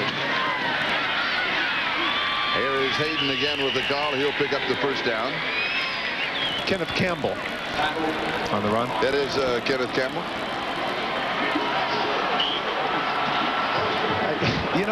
It's one of those things where, as a football player, I have to tell you, so many things go on that are beyond your control. You do what you can. Who can predict as he gets a nice hug there from McCleskey? Thanks for a great career. Very emotional moment for those two, particularly Andy Kelly. It started out so well. Arguably the greatest quarterback in Tennessee history. He set all the records. Schuler goes deep, and it is incomplete. Ronald Davis, the intended receiver. Perry. Be sure to stay with us. It's coming up next on NBC Championship Wednesday, concluding with primetime showdown from Miami, the Federal Express Orange Bowl, the #1 University of Miami Hurricanes facing the Big 8 champion, #11 Nebraska, in a battle that will determine the national championship. I don't know if this is a motivating factor for the Cornhusker Irving Fry, and everybody just assumed that they're going to be national champions, and Miami defeated them in Miami. Turnabout could be fair play, and I don't know if that's on Nebraska's minds or not, but certainly an opportunity to do it. Hayden, the ball carrier, Bono with the tackle, and also continuing your discussion of a playoff for the national championship. Dick Enberg and Bill Walsh in the Orange Bowl Cup.